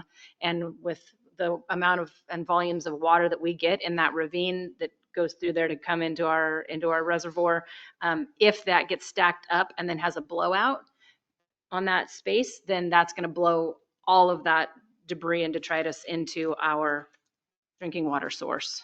And so we're at a point now, based on the March weather events we had before, that we need to do something about this. And the original plan was to go in and be, obviously have the engineering and remove it and do all this. And now it's to the point where we just need to come up with a solution to be able to get the thing. Well, I'm sure there's a few of us. so we're trying to find the midline between this very highly engineered, very highly situation, and it's catastrophic, and we're going to have Brett Webb out on a digger out there. Like, But we're we trying have to find that. the project is currently out to bid. So it's out a to bid. formal procurement process Right. is where we're at on this, and also on the dredging. And also on the dredging project, which is, they go hand in glove for us again. So when we talk about really needing a focus on water, these are the rocks that Mayor and I are like pushing uphill, trying to get all these things in order, because it's not just, I can just go hire someone. There's whole processes that have to be followed for bids and procurement and things. And so, especially if we're using public funding. correct. So this is basically to give me the authority to select the best bids. Now, I'm not doing this by myself, to be clear. The engineers are part of this. We have Aaron Minster with the Curry Watershed Council group that's helping run the culvert piece. And then again, the dredging, it's been a full all hands on deck as far as. How many yards have to go from, how much material needs to be moved is dredging? 3,000 20. yards of first clean out. Yeah. 2,500, isn't it, like for this one time? Yep, for the first clean out, yep. Right. And this lot. process, and I think what residents need to understand, it seems very crazy just to get back. Port Orford, during a lot of times of the year, we have a lot of water. It's not the volume of water that we have issue with. It's that our aging infrastructure and our intake and things like that get overwhelmed with water, which means then the muck gets turned up, which in scientific terms is the turbidity is high. When the turbidity is too high, we can't run it through our water treatment plant, because then it gums up the filters and you have to do more backwashes and it causes massive problems. So if we had a reservoir that was deep enough and could withstand some of those rains, we would be in a better situation. But we don't. So that's the winter problem. The summer problem is what we're dealing with right now, which is we haven't had much rain. I put in my thing, the last measurable rain was April 6th. Well, we had, 3/4 of an inch last Saturday, but we're still, the flows are very, very low. So because of our plant, because of what we're doing, we're having to run our plant longer, which then also drains down our reservoir, which means then we have to stop running to make treated water to allow the trickle to fill up the reservoir again so that we can make more water. Summer flows are very low, and that's where we have an issue with that. So this project of the dredging, it seems like, it shouldn't be too much of a problem. Go dredge the reservoir. But it's kind of like you wake up a Saturday morning, you're excited to go do a project, you open something up, you start a project, and then you realize, I can't do that until I do this. And then you go work somewhere else and you make a mess over there. By the end of the Saturday, you're exhausted. Nothing's been done. You've made 8 messes, and it's like, I wanted to change a light bulb and suddenly I'm grading the driveway. Like, how did we get to the last 30 years of my life. Right. Yeah, welcome to my world. Exactly. So that's kind of the analogy that I've been using with this. We need to dredge the reservoir, but in order to dredge the reservoir, we have to have an alternate water source so that the people of Port Orford have something in the pipes and have something to drink while we do that. So you have to get the contractor, you have to have it engineered, you have to do all that, and you have to find this alternate water source. Well, you have to look into water rights. And then you have to figure out like what happens. get And your then you have to funding. go in your go fund funding. But anyway, all of this is lined up. All So of let's this to just say, sorry, we have 2 proposals out to bid. 2 proposals out to And bid. we either have to give Melissa the authority to make the decision, or we have to have a special meeting on September 11th so we can review the bids and approve them. So that's the question before us. That's it. Bids for dredging? The bid, we're going to have 2 bids, a bid for dredging and a bid for the culvert removal. Hopefully There's 2 multiple on projects. both. Yes. You don't have to. Right. Hopefully, we will get Hopefully. multiple bids. Usually, if you recall, when we had this with excuse me, one second, Brett. I was just saying, when we did this for the community building, we had multiple bids. The engineer, at that point, it was the architect, made the recommendation on what they thought was the best deal. Our engineer is going to make a recommendation to Melissa if she does it, and staff, or to us as a council. So that's the question for us. I don't, do you want that responsibility on your shoulders alone to make that decision? I mean, it's an easy decision if you only have one bid, but if that bid doesn't look good, Right. it could be a bad decision. Do you Right. want that responsibility? Well, I will take it if I need to. However, at that point, if I got those bids and there was a question of, is this the right decision or not, then I would probably ask for a meeting anyway to bring it before you. Because no, I'm not going to just willy-nilly make decisions with that. I would obviously take from engineers and take the recommendations from, you know, the people who are on the ground doing the work. So that's why the question, you know, if It's a tight time, it's a tight timeline. That's the question. I understand, but the way I read that bid for the dredging was it was kind of open to the contractors on how to do it, and John may be able to speak to that. And that scares me a little bit because, you know, you start digging into our liner reservoir. In our liner more, and exactly, you yeah. Put a hole in that liner. Mhm. I mean, We don't want that. Yeah. Well, so it sounds like we have one vote for having it come back to this, or. Which again, I'm fine with. well, I'm comfortable. I mean, I feel comfortable, but I would think it would be you, John, and the engineer. But Yeah, no, I it's a big think we would. decision I think, for- I mean, that's sort of the team that's been working on some of these things with the engineer, coming up with the bid documents, coming up with all that stuff. So I'm sure it would be nice if the port and the city could work something out. The port owns a dredge and a generator and Wish it was that simple. and buys water. I mean, can you say more on that? I said, I wish it was that simple, but with the dredging permit and the 19 million pages that comes with it, there is so many things to abide by. The turbidity monitoring on an hour, it's just, it would be ferocious. It'd be better if we were back in the day where we could shut the gate and do what we needed to do, but it's just not that way anymore. And with them not letting us use our ponds, it all has to be hauled. So whoever accepts this, it better be a professional, because they're holding a whole lot of liability from EPA, the Corps, and everybody else involved, you know? It could be, it's going to be a challenging project on many fronts. 100%, not just the dredging portion, that's probably the easy part. It's the mitigation of the sediment that's going to be an issue. and the branches that are gonna clog. Yeah, sure. I mean, it's, Yep. they're gonna be spending more time pulling branches and that's what they twigs. do. It's a and stuff port, out of they that say thing. they seaweed, man. So John, somebody asked me Cut that about, pretty good. could we use like the VACON truck to do some of that? And it's just not the right tool, right? I mean, No. I didn't, No, it's too small, right? Yeah. you got to need drain like- the water first. Yeah. I mean, You know, they did a thing at the port years ago when there was no money for dredging. They had like a pulley anchored to the jetty, and they drug a bucket mhm. and then drug the bucket back, and they Drag line.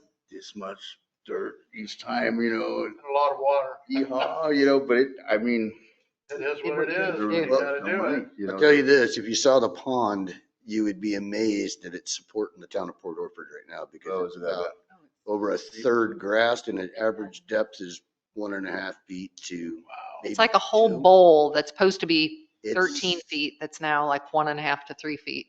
And there's like this much water, coming in. It's just this tiny. There's just no water coming in. There's no recovery. It hasn't been dredged since we had a public works So superintendent. to not get off the track, we really have been working very hard on all the aspects of this. I will tell you, we've been working hard on this every day practically on many aspects of this. So the question before us is not to, I mean, we could talk about it more, but the question before us is, do we give the authority to Melissa, or do you want to have a special meeting on September 11th to help her make the decision where we all get the info? I have no problem making it. I move to give the authority to Melissa to make the decision. A second. So what day is our regular meeting in September? The 20th. And we're in a real rush to get it turned around, and it may not even work. So we're doing our best. We've been trying to move these forward. Can council see this bid? Can we see a copy of that before that September 11th meeting, or what's? Sure. Well, the bid closings are on the 3rd and the 8th. of September. So we will have those. We could have them. Third is for the culvert. Third is for the color. Yeah. So we could do it. I mean, but we can't have a serial meeting, so we can't, I mean, we could have them available in City Hall for you to look at and you could talk to Melissa, but I don't know if that gets us into that. I If mean, you do all that, then you might as well just have a meeting and I everyone. think as long as she's got like John and you there with her to make this decision, And the engineers. I feel like that would be Yeah. feasible. And she said that she would, if she had a concern, she'd bring it to us. it's about 225,000 total is the money we have for the whole project. So Which, including the water supply. which we still don't have the true cost for the temporary water plant, the Yeah. piping and pumps and everything else.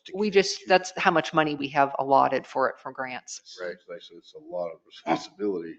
I mean, Again, I'm Agreed. perfectly willing to come in on September 11th and have y'all look at it too. I mean, because you're right, I don't. I can't remember ever putting that so much responsibility on the city administrator's shoulders. We've always voted as a council on the contact tank, the PLC, all the projects we've done. Yeah. I'm just telling you what we've done in the past. Yeah. I would certainly go along with Sarah's motion. I'm just saying it's a huge responsibility in my opinion. But she can call us if she feels the need. Well, if it goes south, then it's, Oh, exactly. you know what I mean? Exactly. I mean, there is some So, valid help there. so you are authorized now to make purchases up to $10,000. Is that what it is?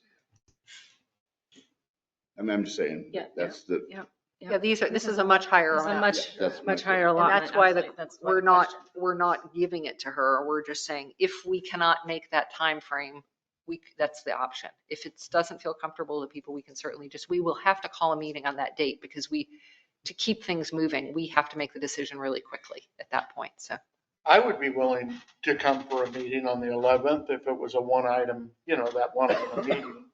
But like I said, I certainly would go along with Sarah's motion. We have a motion on the table, by the way, so. yeah. Okay, any further discussion? Call for the vote then? So And her that is motion to- is to just give it to me. Yeah. Delegate authority to CA Radcliffe. Okay. Counselor Rask, Yes. Counselor Brennan, Yes. Counselor Burns, Yes. Counselor Lovendall, Yes. Counselor Webb, Webb, yes. Counselor Pogwizd. Tim, yes. Okay. So we'll give it to you to make that decision. And Big size. I think what we'll do though, I mean, Again, I'm hearing, not making it by myself. I'm telling you right now. we know Counselor Pogwizd, as we know that you have a lot of expertise and knowledge in that. So it'd be great to have you involved in that decision as well. So we can also just pull you in to look at those Sure. things. Just call me and I'll come. And that would be great. No problem. It's a matter of just trying to be efficient. So Yeah. that's Oh, a absolutely. good thing. So mark your calendar, September 3rd, September 8th. You just got 2 meetings instead of 1. Not 9/11. September 3rd, September 8th. Okay, so moving on our agenda, we got that done. And so we don't have any old business because we did so much business the past couple of meetings that we now get to move on quickly to our reports. Which And one's on the 3rd, can I ask? I believe, I just don't What did I just say? remember. The culvert is on the 3rd. Okay. So. Yeah, oh yes, the culvert's on the 3rd. Okay, so the culvert one, I It's a wouldn't be as long ways concerned with. down. Is I it? think I have to I take walked my it kids once. on the 3rd to the airport in North Bend, but if I don't, I can be there for the culvert too. Okay. Can we move me up to the front so I can go home? Yeah, I feel I'm okay with that. I just got a few things. I'll be quick, I promise. But Okay, so we are going to move we'll move John's report up first. okay, you'll see the big red bold. That's what's happening right now. That's the most important thing. OHA did a stop-by site visit and we went through the filter system and we've got some boils and some blow-ups underneath the filter drain system that runs the backwash. The media is, there's layers that aren't really present. So I've reached out to a couple companies. I'm waiting to hear back from Heath, trying to get some quotes together. I'm working on the total cubic footage of each layer. There's 7-layer filter. I did find an old email from '98. They had had a prior problem. One of the filters were done, not sure which one. was kind of the same type of issue with boils. It's a stainless steel 12-inch pipe at the very bottom of it, 8 feet down, that is got 2-inch Schedule 80 PVC arms every 10 inches, I believe. And then there's holes drilled in them facing down, so it creates an even set of bubbles to bring the debris out of it after the surface wash goes off. And what's happened is we're getting big boils, so we know something's broken. We know it's not coming out the holes. They could be plugged, it could be broken. We just don't know. So you can't really put the media back once you take it out because it's in the layers. So we're gonna have to do the media, and the media should have been done every 10 years anyway. So I'll come to you at some point with a number. It's gonna be a month or so probably before I even have a good number or how we're gonna pay for it. I don't know. So John, I would like to say, we have a meeting in mid-September with like Business Oregon about some infrastructure financing. So it'd be really helpful to get the cost estimate to us before that, if at all possible, even if it's kind of like back of the envelope kind of thing. September when? 15th. 15th. And if we could get it, we kind of need it as soon as possible because I'm planning to go with that. It sounds like now our biggest top priority. So we need to. Yeah, it kind of is. What's the worst case scenario on that? Well, if it blows apart, we're done. So it's Quit run. making water. Meaning It'll you be can't failed. treat water. Yeah, until we get it fixed. We don't want to work on it like that. We want to be able to take one down and hopefully run on one filter while we do the other one. It won't make enough water, but it should keep enough water that we can keep the town alive. That's what we're hoping. Best case scenario, nighttime work, a couple 12-hour days, whatever it takes. We just don't know what the fabrication portion of that is. Remember, it was built in 1978. So who knows what we're going to find. We did find the original drawings, so they're pretty good. They're detailed, which really helped. Everything else is pretty standard. We didn't get to the pump at Hubbard's, but it's sitting there ready to go on. We got too many other irons in the fire right now.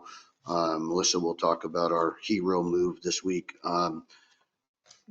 I found a VATCon that our hero move, yesterday's potholes. Yes. Oh, your hero move. Yeah. I was like, I want to roll, but I think I could use VATCon in another city that I'm watching right now. We kind of know what the ultimate goal is. It's going to be around 60K. We have 55. We split our equipment fund for some reason, and I think me and Tim had heartburn with it. And I know why now. Anyway, we got half in wastewater, we got half in water, so I did find it.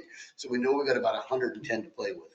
Wow. So with the support of you all, I'm going to probably pursue it. Auction closes on Monday, and we've already built in the count. We're watching it very closely to see if we can get it for maybe 60. There's a buyer's premium, maybe 80, but we definitely want to stay under 100. It's a 2007. It is almost identical to our truck. It's a Vector instead of a VATCon. It's got low hours, low mileage. It's got like 3,000 on the pony miles. I don't remember the mileage on the truck. I think it was around 14K. But it's clean and it's been kept indoors, and it's in the city of Bonners Ferry, Idaho. So if it all pans out, we may get something pretty decent. The city manager and me have had several conversations. Nice guy. He hooked me up with his mechanic. I've had good conversations. There's a few little minor things to work through, but it's probably the best news we found because ours is just about done. And you said that a while ago, so. We did a real Band-Aid job the other day, but it's still working for now. So, yeah. What are the specs on that? Like, is there numbers that you would look for a model, like when you're looking for your truck? Well, I'm looking for a 12-yard box, and I think this one's a 10. We got a 12. We got one of the biggest ones made. We could go down to like 8. Oh, okay. And so that's how it's just, yeah, it's yards. dumps, it's how long it takes you to dump. We just have a lot more time sucking. Now, if our tank didn't have all the holes in it, didn't have the holes through the intercom system that actually does the return error, it would actually suck a lot better and we could do a lot more. But now the rotten radiator is causing us problems, and it's overheating and shutting off the pump, and then we're repriming, adding water, and we've done stop leak and pinched hook tubes. We've done everything to it, but it's on its last clutch and there ain't much left. Is that on the pony motor or is that on the? That's on the pony motor now. Right. The main motor's got a small one too, but it's always trickled. So, Yeah. But the mechanic, I can't remember his name for the life of me now. Randy Rifle, I think. Anyway. What is his name? Work. and he's a good mechanic. And he said, 3,000 on a pony motor and 14 on the main motor is not much. very, very low. It is, especially for being in 07. Well, they're a small town, 3,000 people, and they don't do a lot with it, but it's got a brand new 600 feet of brand new sewer hose. Yeah. They've kept it up. It's really clean. Okay, so can I just ask the question? This is budgeted, so we don't have to, there's no, even though it's a large expense, is this, because I've not really been through this before, our longtime counselors, when something's budgeted like this and we don't have to give approval, or do you need approval from us? Is that what you're asking for? I'm just trying to. Consensus for sure, because I don't want to get in trouble, but once I hit the start bidding button, I don't, that's why. Yeah, it's a bid, yeah. It's in the equipment fund in our budget. Well, we don't have one of those anymore. No, it's, We need to. Yeah. I like the way it was before. Well, it didn't get touched that way. Right. And I agree with that. I think that's the way it should. That's why it was built that way. So does anybody have any reservations about this plan or any further questions? Yeah, we can keep hunting.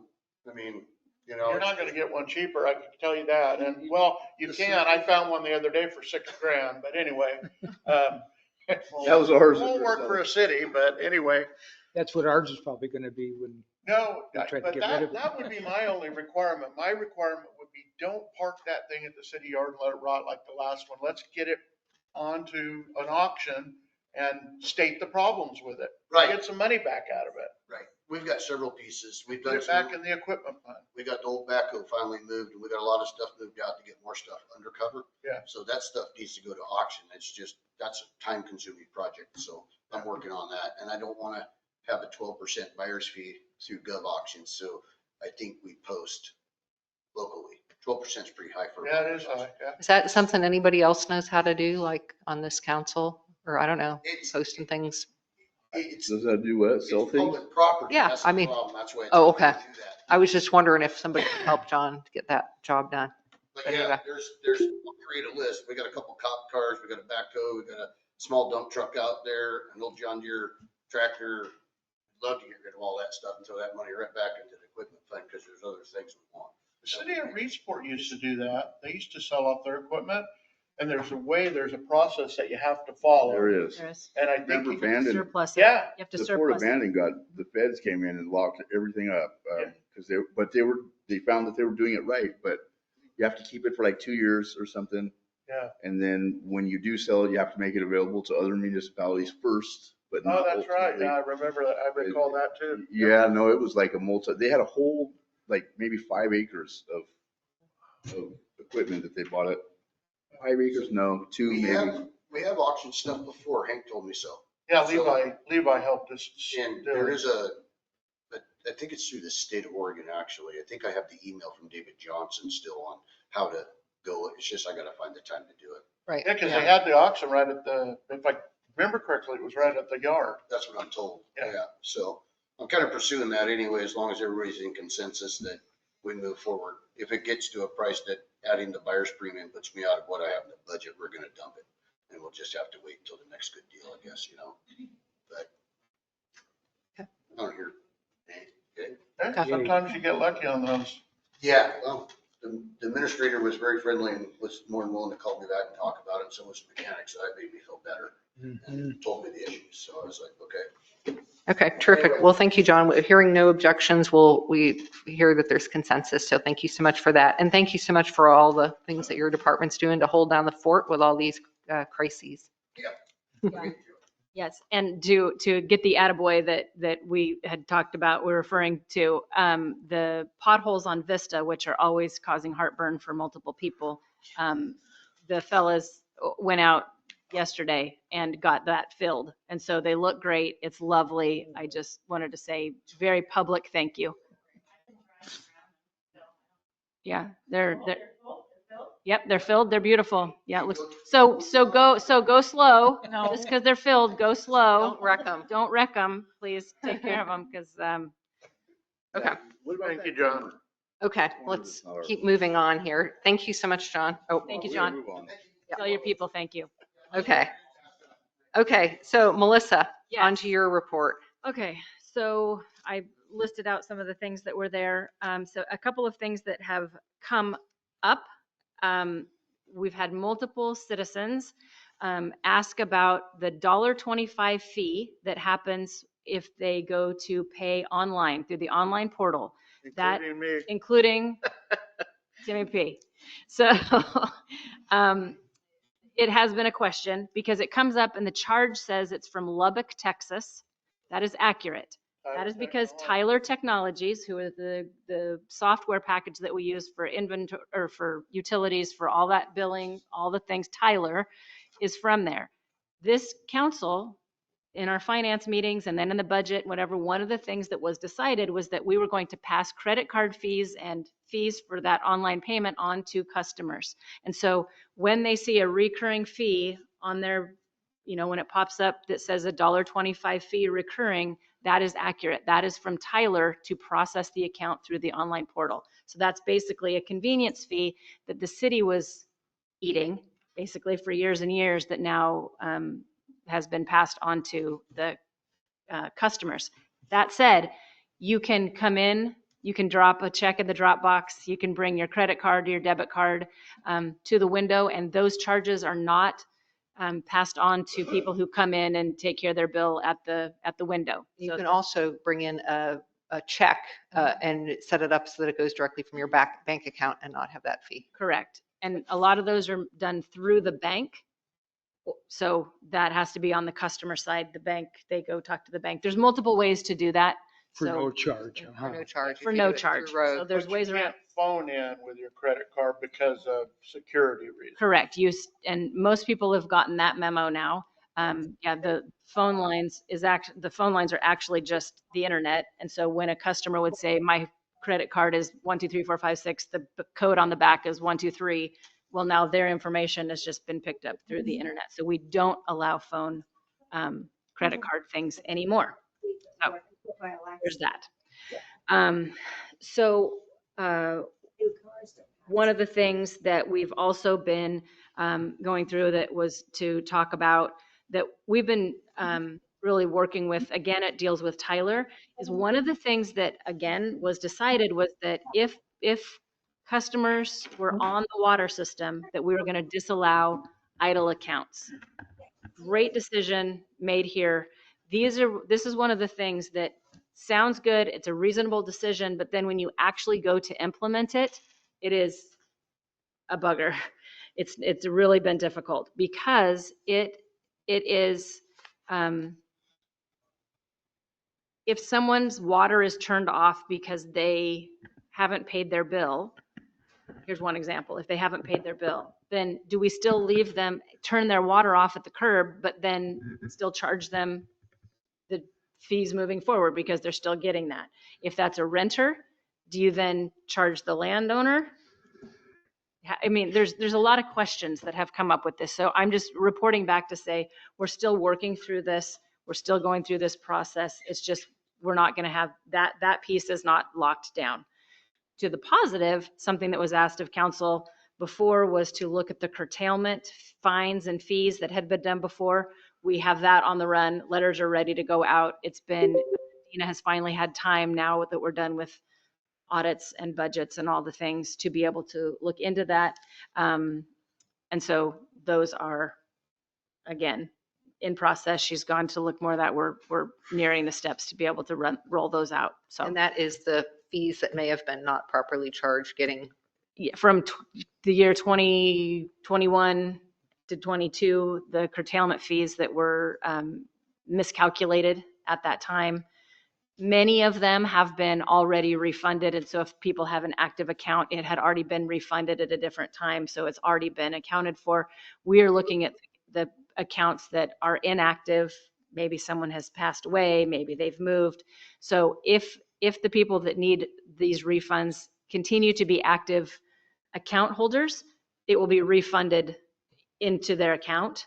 If they are no longer active account holders, then we're going to have to do the work to try and find an accurate address and send checks to those people. So again, it's just been a process because in order to find those, we need to rope in chief. And so it's again, there's just been a couple of things that have been really clean cut, seemingly easy decisions, but on the back end, they're just being a lot more time consuming than we had anticipated, but we are working on all of those things.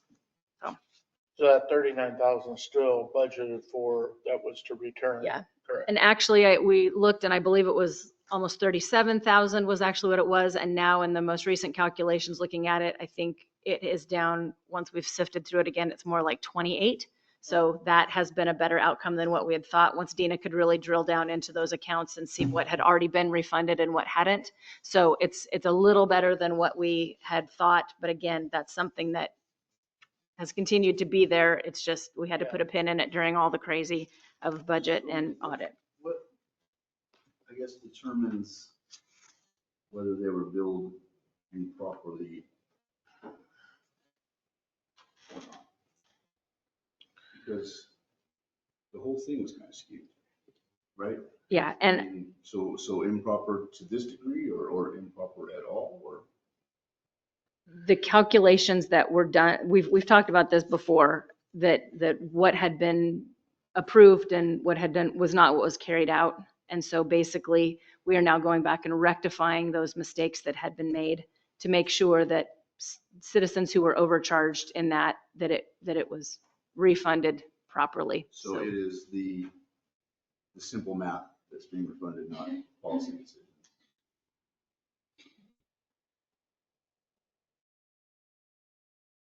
Correct. A little bit scary. Correct. Okay. Okay. On that note. Anything else? Yeah. I wanted to just add a few things to your report, Melissa. Okay. One is you had talked about this raised wood brush cleanup, and I just really want to commend Councilor Burns for doing a huge amount of work there to get that area cleaned up. And Toby Porter also was a ringleader, and some citizens went and helped to make that happen, and really appreciate your passion and your interest in doing it well, Gary. So thank you very much. I also want to, I guess this right of ways discussion brings up, I know that it's been a priority of our council to figure out how to better enforce our ordinances. And we get complaints about right of ways, but some other things too. And Councilor Brennan has expressed an interest in starting to work on some of that research that it would take to figure out how to get our ordinances going. And so if any other counselors are interested to work on that, I think we've talked about, working towards figuring out a path forward, figuring out what needs to happen. And then we can bring a recommendation to council and probably ask the planning commission to help us with some of that. So anyway, just to mention that. Okay. Oh, and then Ann Heath is. Oh my gosh, yes, Yeah, that's a big one. That's a big one. So again, so thank you for, so Ann Heath, who has worked with us to try and help, go from no financial oversight. We took a half step with Ann as a contractor. She is on site 2 days per month and then does do some work remotely. What we're finding though is that we need more support and someone who is here specifically during budget time, which I know, Ann's retired. And so she wants to be able to be retired and do that. And so the questions that we were asking and the historical knowledge to impart and to figure out to help with the budget and also to help with the audits that we've been working through is more than what she is able to do at this time. She also is going to help out Gold Beach to be their temporary city administrator as they try to right their ship down there. And so we are going to open up the job of finance contractor. So again, we don't have the funds to be able to have obviously a full-time finance director like we used to have. Again, Ann Heath was kind of a step toward what we needed, but we're finding that's still not enough. We need to take more of a step. So we're going to put that out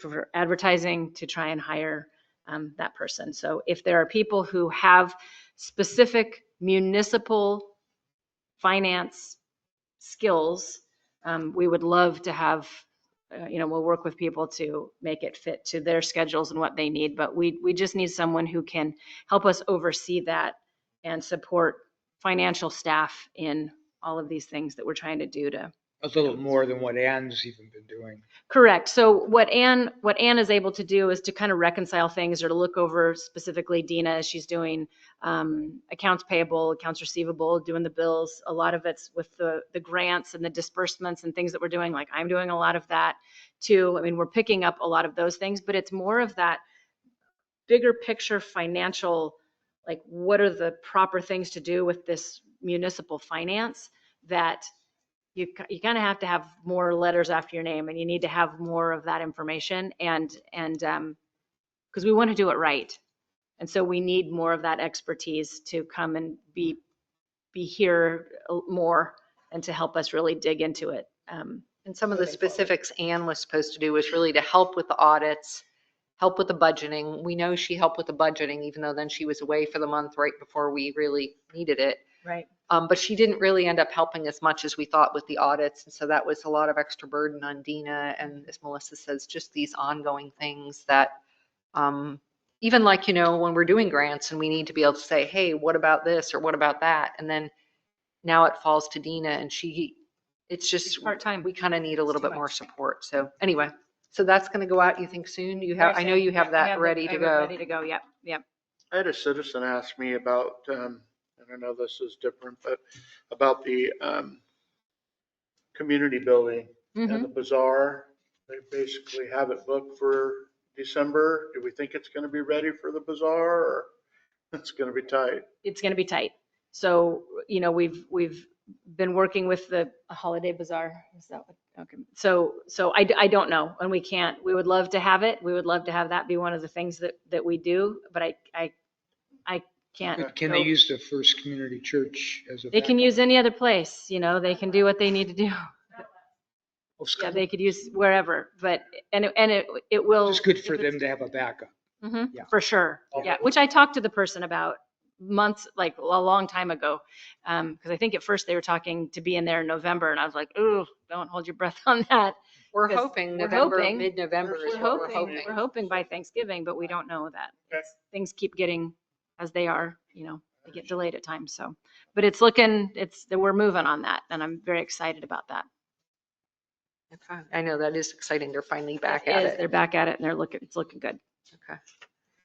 So I'll just move on to the mayor's report. I put a lot of details in there that you can be reading, and if anybody has questions, you can ask me about. I just wanted to highlight a few things here. Actually, specifically, I wanted to highlight one thing in John's report. We're talking about all these different culverts. So just to know, there is a big culvert that's collapsing. There's also a bunch of kind of like pipe culverts that are more like this big black pipes. And so the guys in the public works are doing the little ones. We're doing as much work in-house as we can to save money. They've done a fabulous job cutting the trees off and like removing these little ones. So they've opened that road up. Correct. They've opened the road up. They are removing these little culverts, which are basically on the surface. They're not really excavation projects. The big culvert is the thing. So I just wanted to clarify that because it's sort of written in his report like, oh, we're removing the culverts. And it's like, there's sort of a network of culverts that are there with the big one. I just wanted to mention too that I wanted to highlight that we have with all of this effort to try to figure out how are we going to do funding for these infrastructure projects, like John just talking about this filter project. The last time that filter replacement has actually been in our water master plan since it was last done like 12 years ago. The cost at that time was about $800,000. So that's like it's probably going to be at least double that now. I don't know what it's going to be, but we have some like really big costs ahead of us, like that are going to be like, we really have to do them. Like we're getting to the point where there's like not going to be some things we can kick the can down the road on. This one's already been kicked. The can has been kicked down the road so far that now There's no road to kick it. there's going to be no road. We're going to be at the end of the road. So to that end, I have arranged a meeting with the Business Oregon people. We're going to do what's called a mini one-stop to talk about some funding options for infrastructure finance in mid-September. And so I was going to invite our finance committee members to attend that with us so that we're not going to have like a quorum, but we'll have some council members there to listen in with staff. Melissa and I and the engineer will be there, and probably John as well. So that's September 15th at 2:00. Because we really have to, that is like really top of mind for me, kind of knowing about our water system. That's, you're hearing me say it a lot. This is like the top priority. I really feel like some of these things we have to move on. So we will be hopefully bringing that information back. And then if anybody That's has, September 15th. yes, it's a Monday. 2:00. Yep. Here.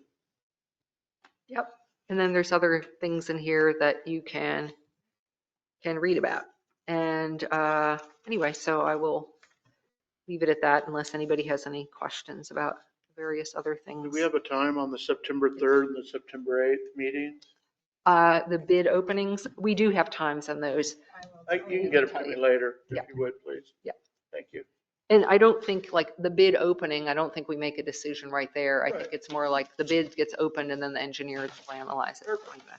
2 p.m. on September 3rd. Okay. Okay, so moving along, anything I don't from have the other time on the 8th. I don't have it. Okay. Thank you. any other, we did John's report, anything from planning, Joseph? You reapproved Commissioner Lawton's the planning commissioner, so the planning commission remains for the staff, commissioners. Additionally, the administrative staff has applied for another DLCD grant. Which is called the Counil Assistance Program. It's basically $2,000 for small municipalities, just for having a planning department. Great, thank you, Joseph, for doing that. Okay, moving on to liaison reports, parks. Sarah, do you have anything? Thank you for approving Geraldine Nicole. We do need 2 more people because our 2 main people on parks will be leaving. September will be their last meeting. So if you have anybody that has the energy to be on parks, we really do need to. We might have some grants coming our way. And that's about it. We have our 9 goals for the next year, what we're going to work on.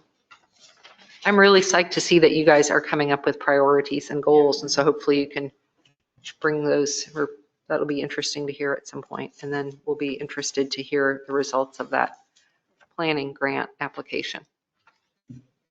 Okay, we've got historic preservation. That's an easy one to read. Emergency prep, Gary, you've done a great report here. Does anybody have any questions, or do you have any highlights you want to? It's kind of started the networking idea, and I've talked to the senior center and Rotary and the co-op, and we'll be working on trying to get a network of groups where I've got emails for one person and information to go out to their network. So that's okay, excellent. And port liaison, Brett, you want to give us Well, the cranes are, so they've got the holes dug and the foundation set. And what is it, Dave, 150, I think 150 yards of concrete in each hole, which is like what, 16 trucks or something like that. A lot. In each hole. And so they're curing now. It's secure like 10 days or something, I think they said, and then the cranes will start going up. So, and then the cost of the project is just balloons, we're not gonna get done what we thought. All of the little things aren't gonna happen that we were hoping to, but the main project is coming along well. And so you'll be able to finish the 2 cranes. Yeah, the 2 cranes are going up. There was the product hoist, the smaller, the cranes for the unloading of cash, which we had hoped to have all new product cranes, and which was a whole other debate. But it doesn't look like we're going to be able to do any of them right away. So these are pretty tight. That's the way it is. All these projects that we're all working on might come in, the cost might come in higher, and it's a real, From 1.9 million to 3.9. holy smokes. Wow. Okay, so thank you, Brett. I put in the watershed report. The Watershed Council's working on the bioswale, which is great. It kind of goes with the whole visitor center stuff that's going on. You may have seen somebody ask me today about the beautiful murals down at the visitor center are both gone right now, and they're being renovated and restored. And one of them, the one that was vandalized, is being redone by the artist Aaron. So that's very cool. Okay, fire liaison report. Deanna, you want to say a few things? There's not a whole lot. Dave's been on vacation, so I didn't get a report from last week's meeting. But they were discussing, the possibility of some of the more junior volunteer firefighters going around with somebody from Public Works to safely and correctly test hydrants and clear any brush or debris or anything else from around all the hydrants in town. So that's pretty much it at this point. It's kind of an interesting question.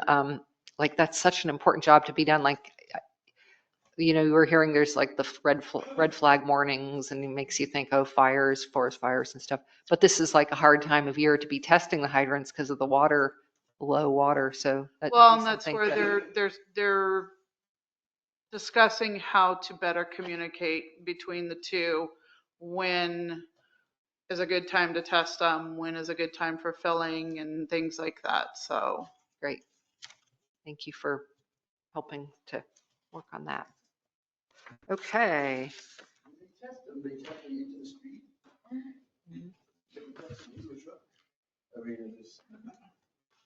I'm sorry, what was that? I think they flush them and a lot of stuff comes out. They're, yeah. No, yes, I understand. Can't be too bad.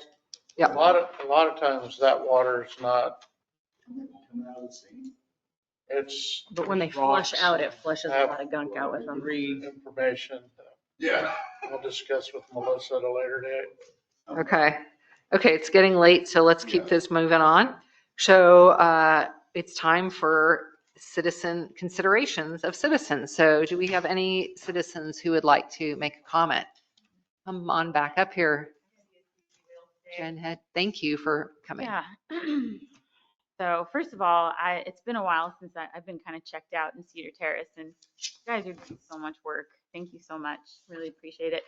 I just wanted to talk about hypoxia a little bit. I probably should have mentioned it earlier, but I didn't think it was going to be such a linchpin issue for the golf course.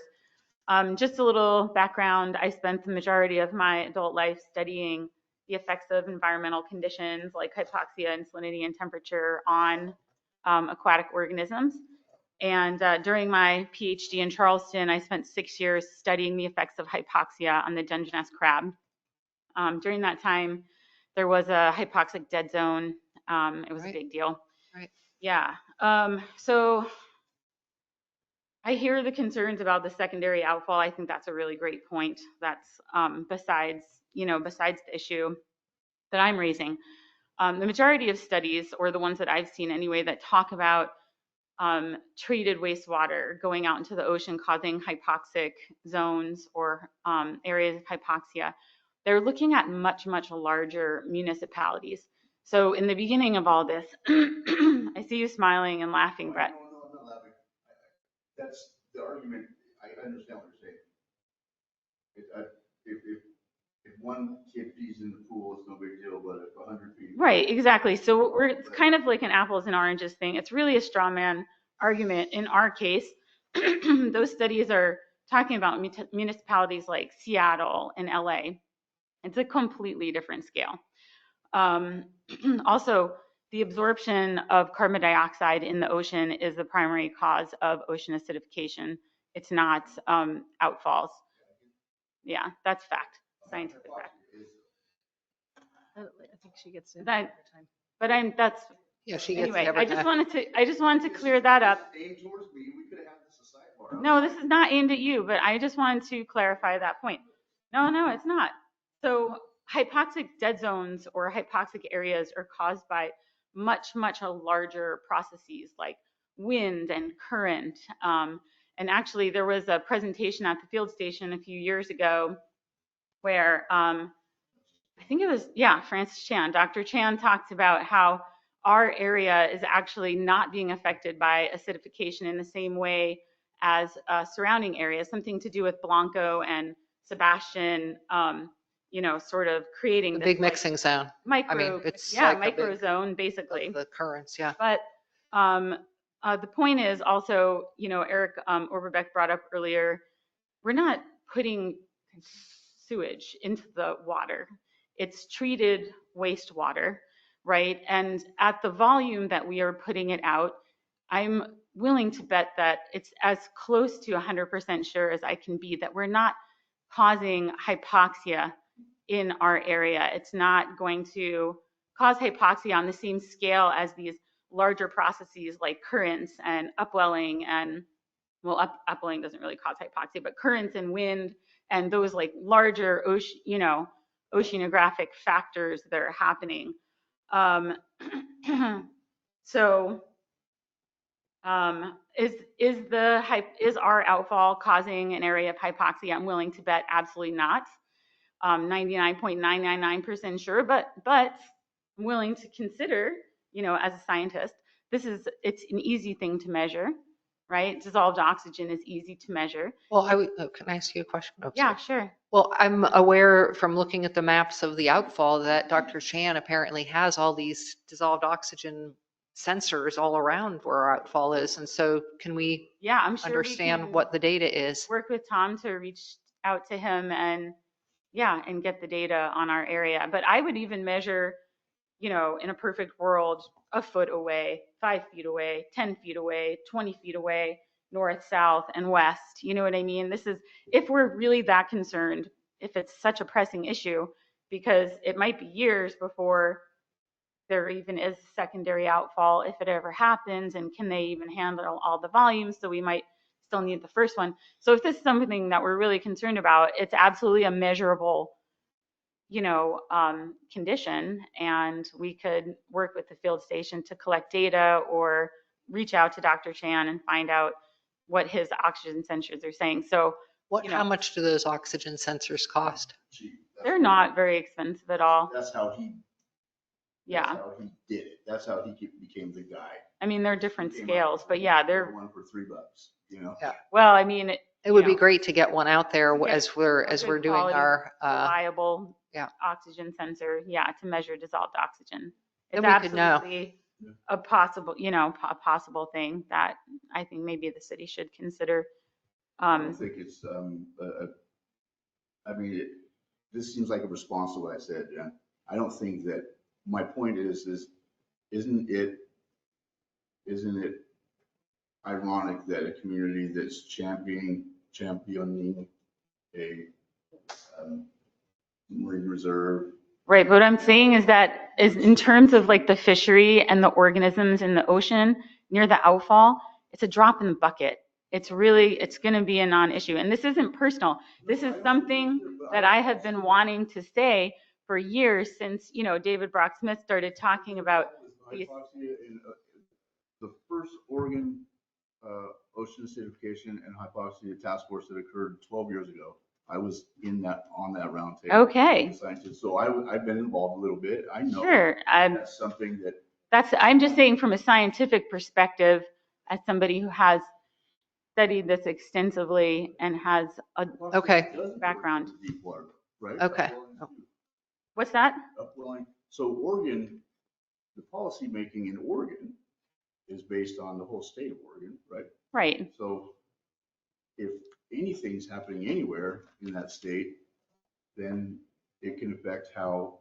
Yeah, I mean, we could scale up to the whole West Coast. We can't compare ourselves to Seattle and LA. It's apples and oranges. I'm just saying that I think it's a non-issue, but that it's measurable, and that if we are concerned about it, then we can measure it. I think it'd be great to ask for that data. Yeah, I mean, from that Dr. would be, Chan. It'd be interesting. Instead of conducting our own study, that would be like step one, right? To see if we can get the data. Anyway. Okay. Well, let's thank you for bringing that comment. Any other citizen, thank you for staying till the end. Any other citizen considerations in the room? Anybody online?